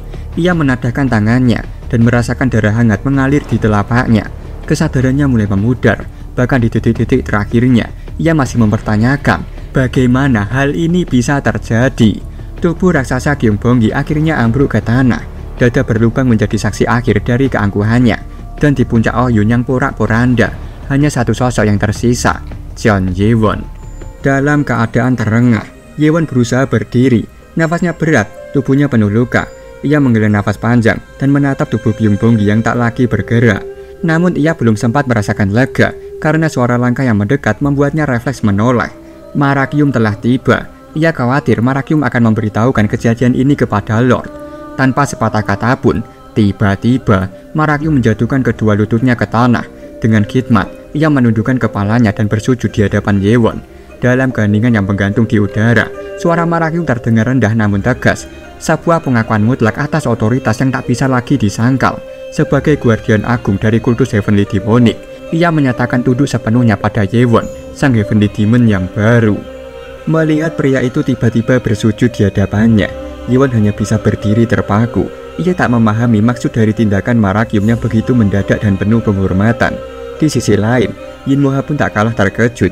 Sosok bertopeng yang selama ini ia temui ternyata adalah guardian agung, seseorang yang identitasnya bahkan jarang diketahui secara langsung oleh para tetua.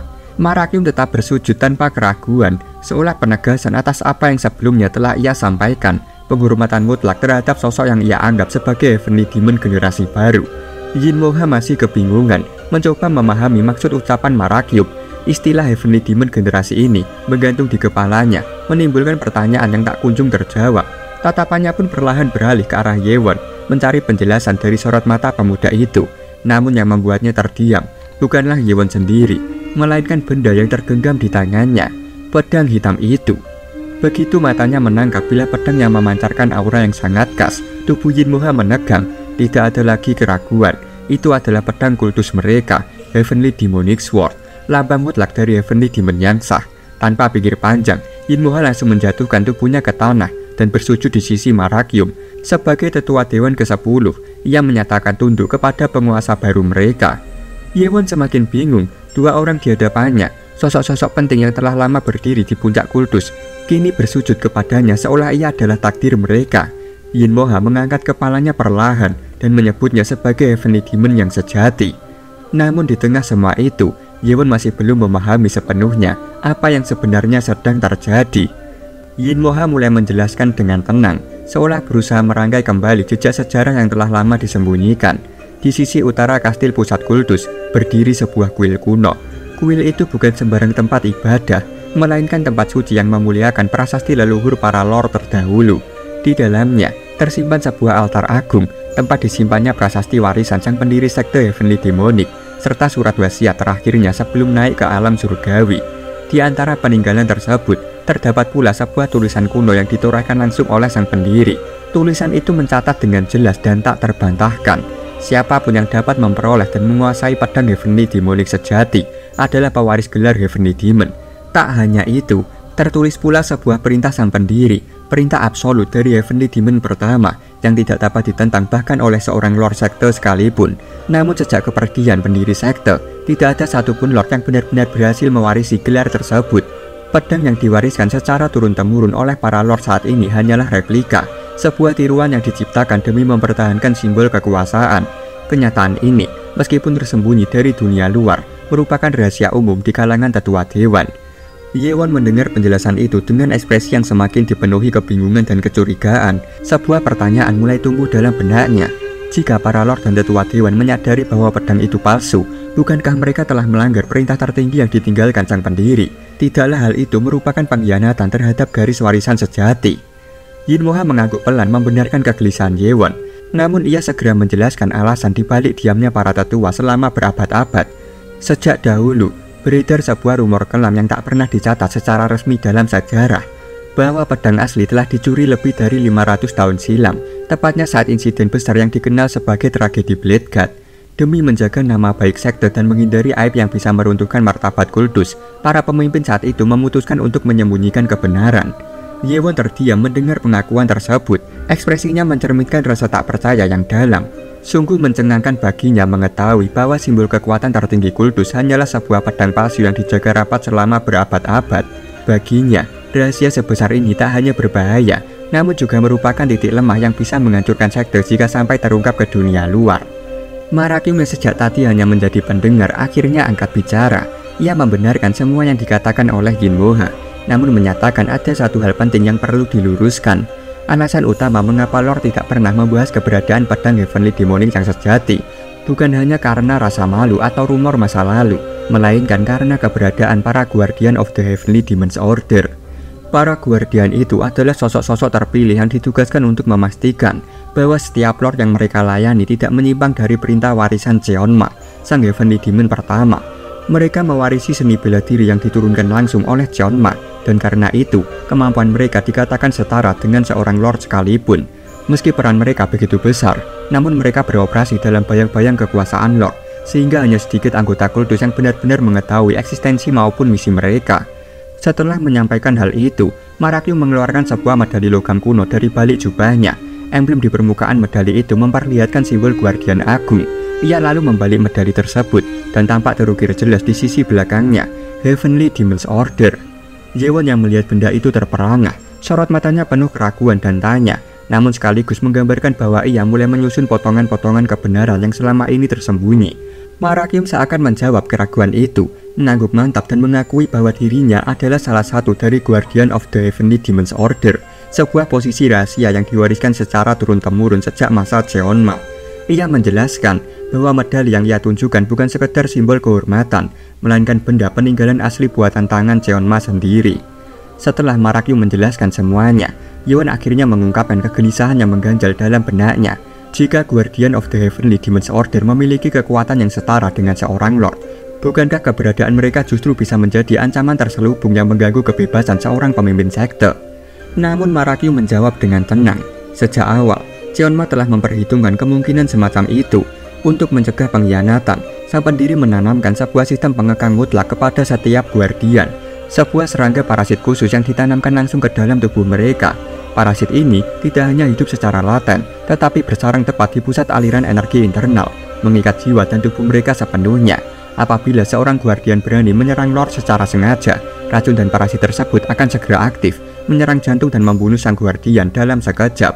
Lebih dari itu, hanya dua pihak yang mengetahui keberadaan parasit ini, sang Guardian itu sendiri dan Lord yang sedang menjabat. Tanggung jawab untuk membuat reaktan pengenal bagi parasit juga berada di tangan Guardian Agung, dan reaktan ini hanya akan diberikan kepada calon Lord berikutnya dalam upacara pelantikan resmi. Jika seorang Guardian mencoba mencelakai seseorang yang mengandung reaktan tersebut, nyawa mereka akan seketika menjadi tumbal. Yewon tercengang mendengar semua itu. Kini ia mengerti mengapa seorang Lord tidak pernah benar-benar merasa terancam oleh Guardian Agung. Marakyum melanjutkan penjelasannya.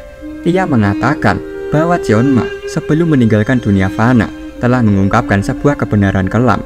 Ada iblis yang tersegel di dalam inti sekte Heavenly Demonic, dan karena itulah warisan sejati berupa pedang dan teknik suci hanya boleh diwarisi oleh orang yang benar-benar pantas. Para Guardian telah menanti selama ratusan tahun dalam kesunyian, menyaksikan generasi demi generasi berlalu, namun tidak ada satupun yang berhasil memperoleh pedang Heavenly Demon, apalagi menguasai teknik Heavenly Demonic Sword Art. Waktu yang berjalan tanpa hasil itu hampir membuat mereka menyerah untuk melanjutkan tradisi. Setelah menjelaskan semuanya, Marakyum memohon izin kepada Yewon untuk memeriksa ki dari pedang Heavenly Demon. Yewon sempat kebingungan dengan maksud permintaan itu, namun tetap mengangkat pedangnya dan memperlihatkan aura hitam yang mengalir pelan di sepanjang bilahnya, bergelayut seperti kabut gelap yang hidup. Melihat energi tersebut, Marakyum mengangguk pelan. Ia menjelaskan bahwa parasit pengendali yang bersarang di tubuhnya hanyalah solusi sementara yang diciptakan karena absennya pewarisah pedang Heavenly Demon. Cheonma sendiri telah menuliskan bahwa penguasa sejati atas racun itu hanyalah mereka yang benar-benar mewarisi kehendak pedang Heavenly Demon, yaitu Heavenly Demon itu sendiri.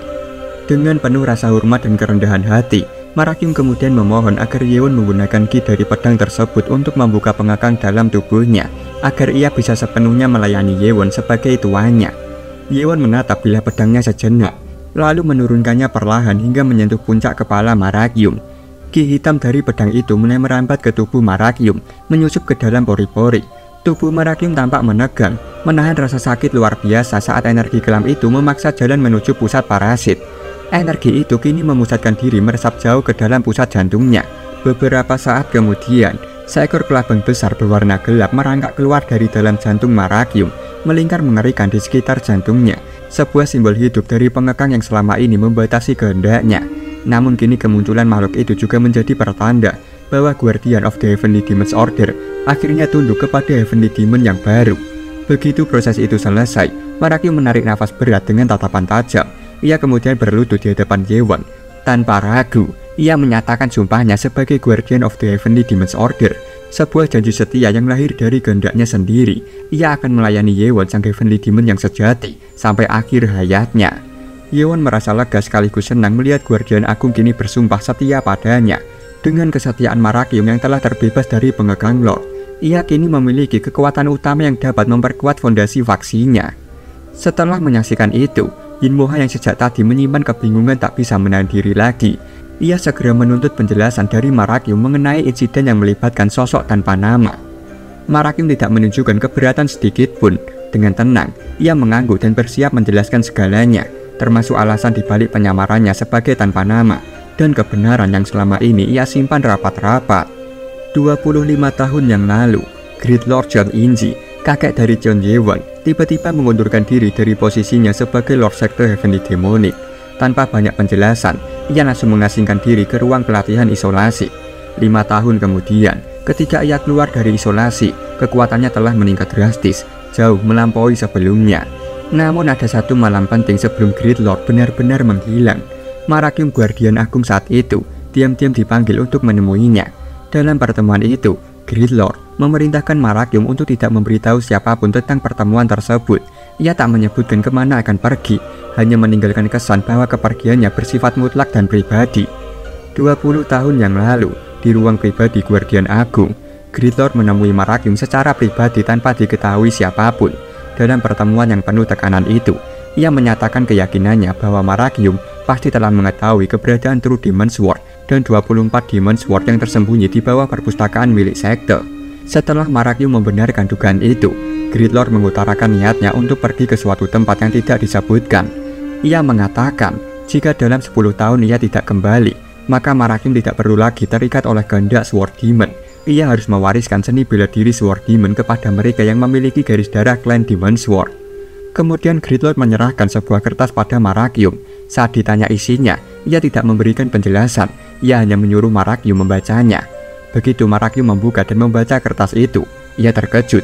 Di dalamnya tertulis rancangan Heavenly Demonic Sword Art, hasil pengembangan Great Lord selama 5 tahun dalam pelatihan isolasi. Namun, teknik itu masih belum sempurna dan hanya bisa digunakan dalam kondisi terbatas.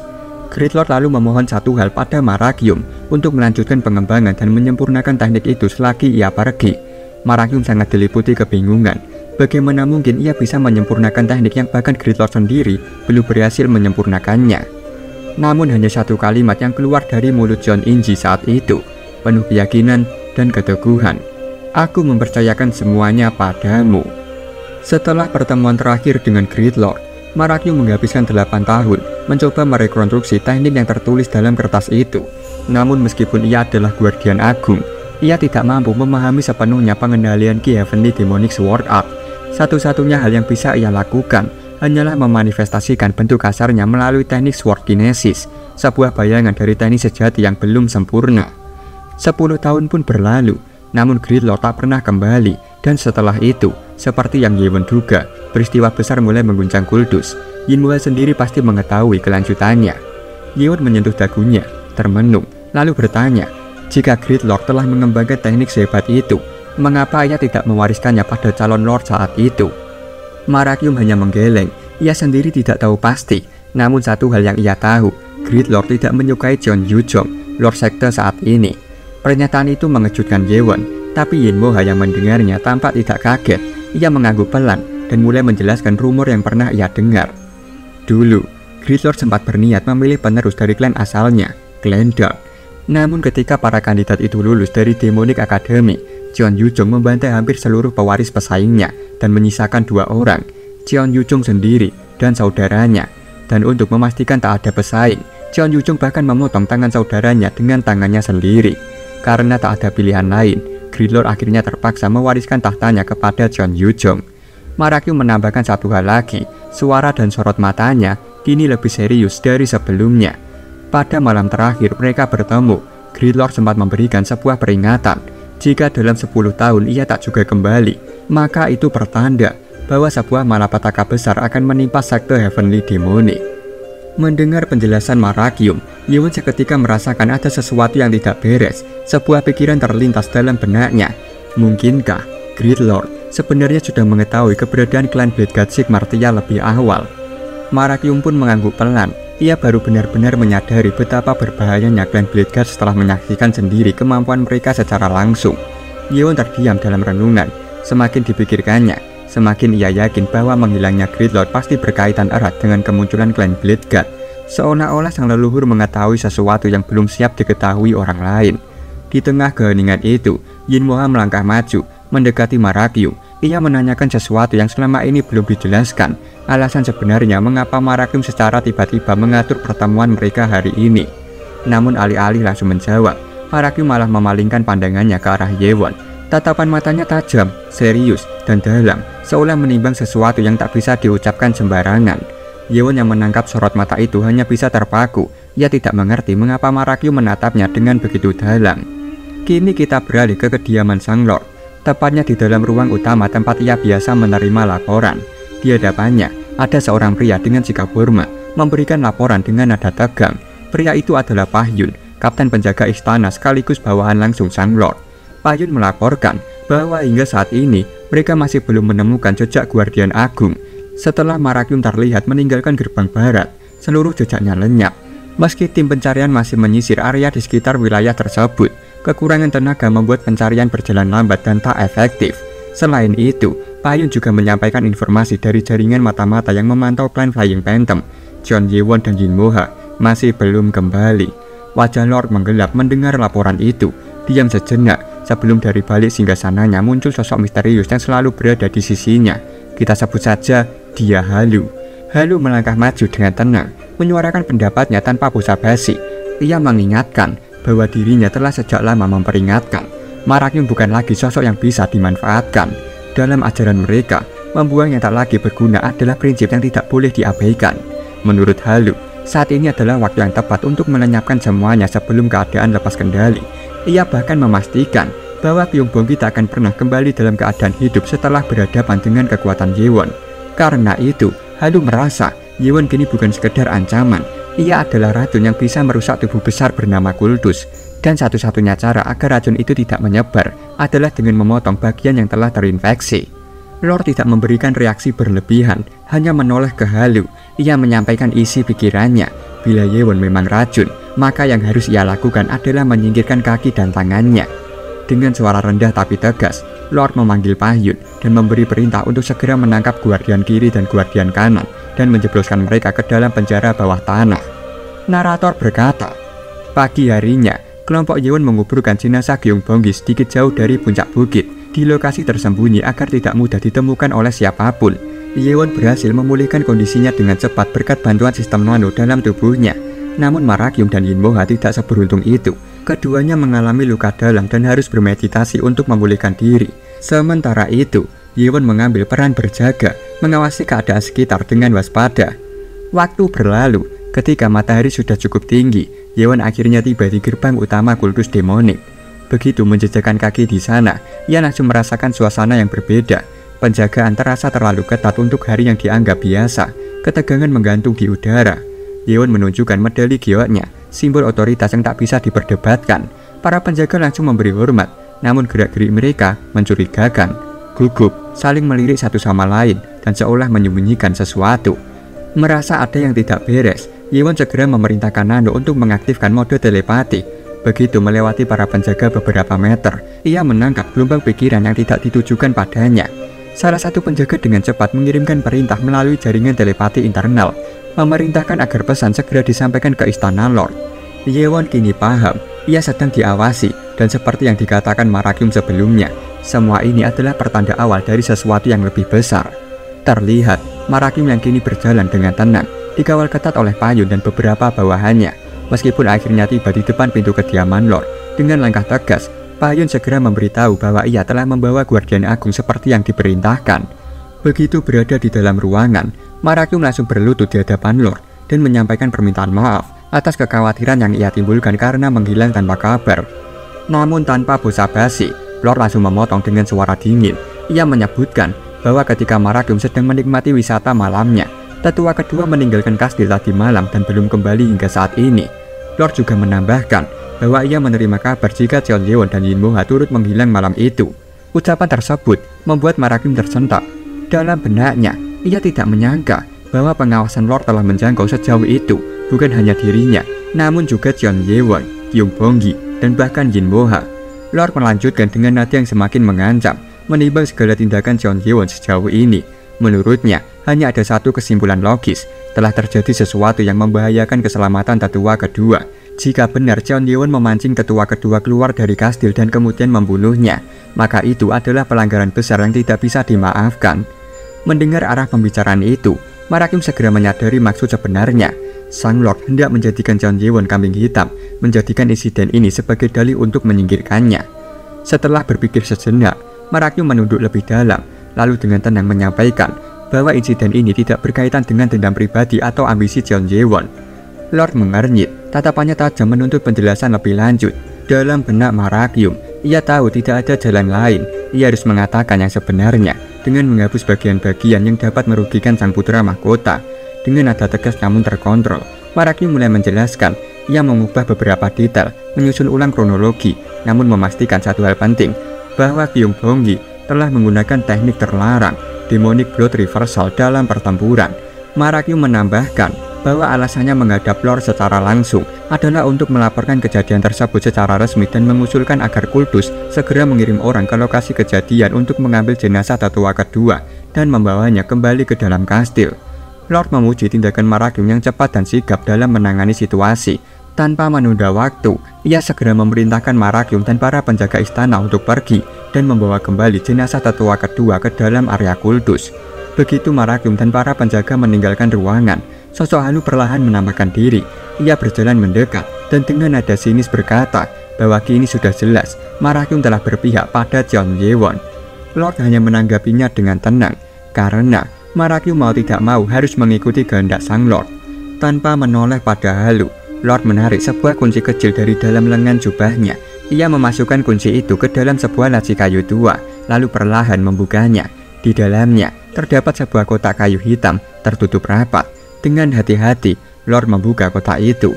Halu yang mengintip dari samping langsung menegang. Wajahnya menunjukkan keterkejutan dan ketidaksenangan mendalam saat melihat isi kotak tersebut.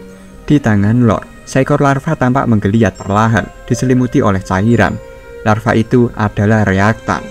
Lord menatap makhluk itu dalam-dalam, lalu berbicara dengan suara rendah namun dingin, bahwa 25 tahun yang lalu, Guardian Agung menyerahkan reaktan itu padanya sebagai bentuk sumpah kesetiaannya. Tapi ia juga tidak langsung menelannya. Ia mengirimkan larva itu pada Dr. Jong untuk dianalisis.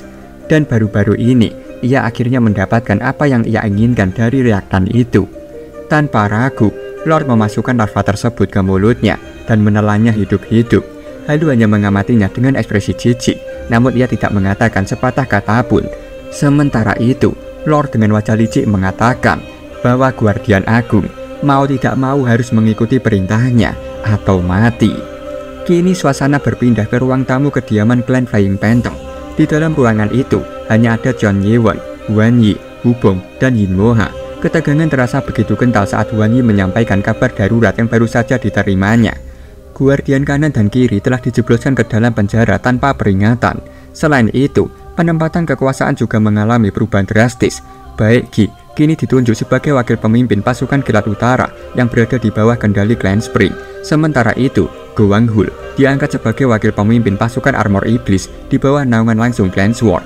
Ye-won segera memahami maksud dibalik pergeseran ini. Penempatan dua loyalisnya di bawah komando dua klan utama bukan sekedar mutasi jabatan, melainkan strategi untuk mengikis kekuatannya secara perlahan.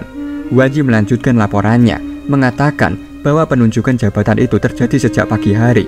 Alasan resmi yang dikemukakan adalah untuk memberikan posisi kepada individu yang dianggap memiliki kualifikasi sebagai pemimpin pasukan.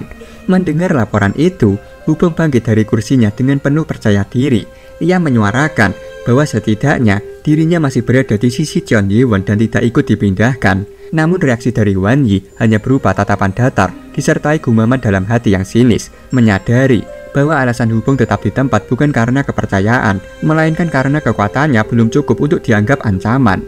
Laporan Hwan Yi berlanjut bukan hanya kedua guardian dan para pemimpin pasukan yang dijauhkan, namun tokoh-tokoh penting lainnya pun ikut disingkirkan secara halus.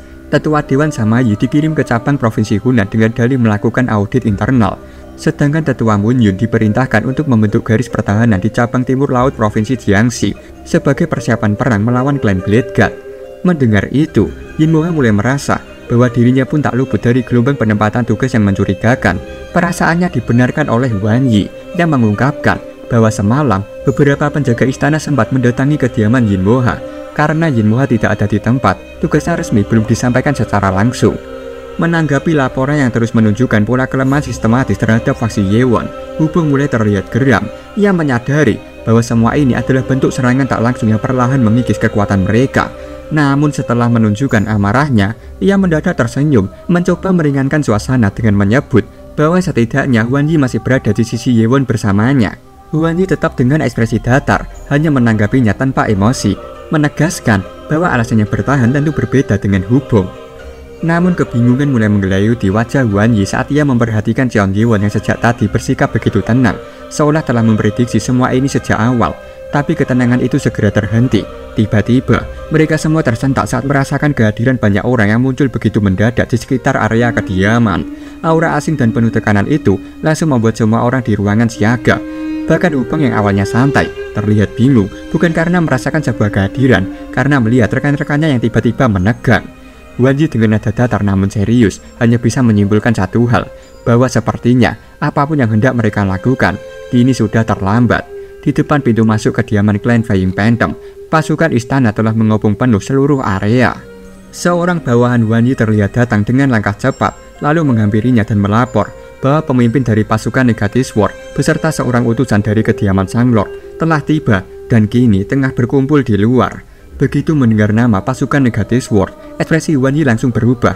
Wajahnya menunjukkan keterkejutan mendalam, seolah nama itu membangkitkan ingatan akan bayang-bayang gelap yang telah lama disembunyikan. Menyadari reaksi tersebut, Cheon Yewon bertanya dengan tenang, ingin tahu siapa sebenarnya mereka. Wan Yi kemudian menjelaskan bahwa pasukan Negative Sword adalah satuan khusus yang dijalankan oleh klan Negative Sword, salah satu dari dua klan yang tergabung dalam klan Shadow Sword, kekuatan rahasia yang berada di bawah kendali langsung klan Sword.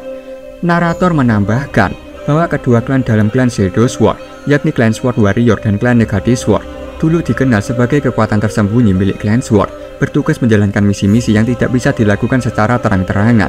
Namun 3 tahun yang lalu, keberadaan mereka tercemar setelah terlibat dalam insiden di akademi, di mana para tahanan menggunakan teknik demonic blood reversal dalam ujian pertarungan. Skandal besar itu memaksa pembubaran seluruh struktur klan Shadow Sword. Kini, hanya klan Negative Sword yang tersisa, dan sejak saat itu, mereka pun dikenal semata-mata sebagai klan Shadow Sword yang masih bertahan. Wan Yi tidak menyangka mereka akan bergerak secepat ini. Kini situasi sudah sangat jelas, mereka tengah berada dalam bahaya besar. Ketegangan membungkus ruangan hingga suasana terasa sesak dan sunyi.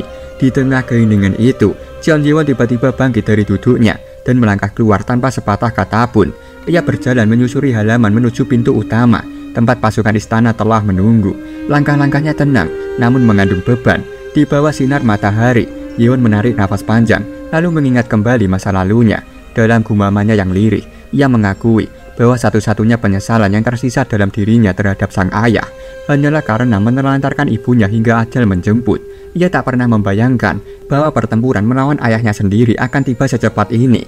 Tapi mungkin inilah yang disebut takdir. Dari kejauhan, Hubung menatap punggung tuanya dengan sorot khawatir. Sementara itu, Yewon memanggil Wan Yi yang segera merespon panggilannya dengan tenang. Yewon bertanya, apakah barang yang pernah ia minta sebelumnya sudah dipersiapkan?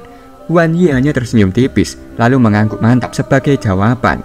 Kini kita beralih ke depan pintu masuk klan Flying Phantom. Di sana Pahyun bersama pasukan istana telah berkumpul, berjejer rapi dengan aura kewaspadaan yang kuat. Di antara barisan itu berdiri Jokyum, pemimpin dari pasukan Negative Sword. Matanya yang tajam seolah dapat merasakan kehadiran Cheon Yewon yang sebentar lagi akan muncul dari dalam kediaman. Pandangan Pahyun tak lepas dari pintu utama. Ia merasa waktu berjalan terlalu lambat dan mulai bertanya-tanya kenapa Yewon belum juga muncul. Terlebih tak ada tanda-tanda bahwa pihak klan Flying Phantom tengah mengumpulkan pasukan. Beberapa saat kemudian, daun pintu perlahan terbuka. Di baliknya, Cheon Yewon melangkah keluar dengan tenang, diiringi oleh para pengikut setianya. Keheningan menyelimuti halaman saat mereka muncul, dan tanpa ragu, Payun dan Jobyum segera menundukkan kepala memberi hormat. Yewon membalas penghormatan itu dengan sikap tenang dan bermartabat. Melihat barisan pasukan istana yang memenuhi halaman kediamannya, Wan Yi melangkah maju dan bertanya dengan suara datar, menahan ketegangan yang menggantung di udara. Mengapa pasukan sebanyak ini berkumpul di depan kediamannya? Jobyum melangkah sedikit ke depan dan menyampaikan permintaan maaf atas tindakan mendadak mereka. Ia menjelaskan bahwa kedatangan pasukannya bukanlah untuk menyerang atau mengintimidasi klan Flying Phantom, dan meminta agar tidak terjadi kesalahpahaman. Payun kemudian mengangkat tangannya dan menunjukkan surat perintah resmi dari Sang Lord yang ditujukan langsung kepada Jeon Yewon.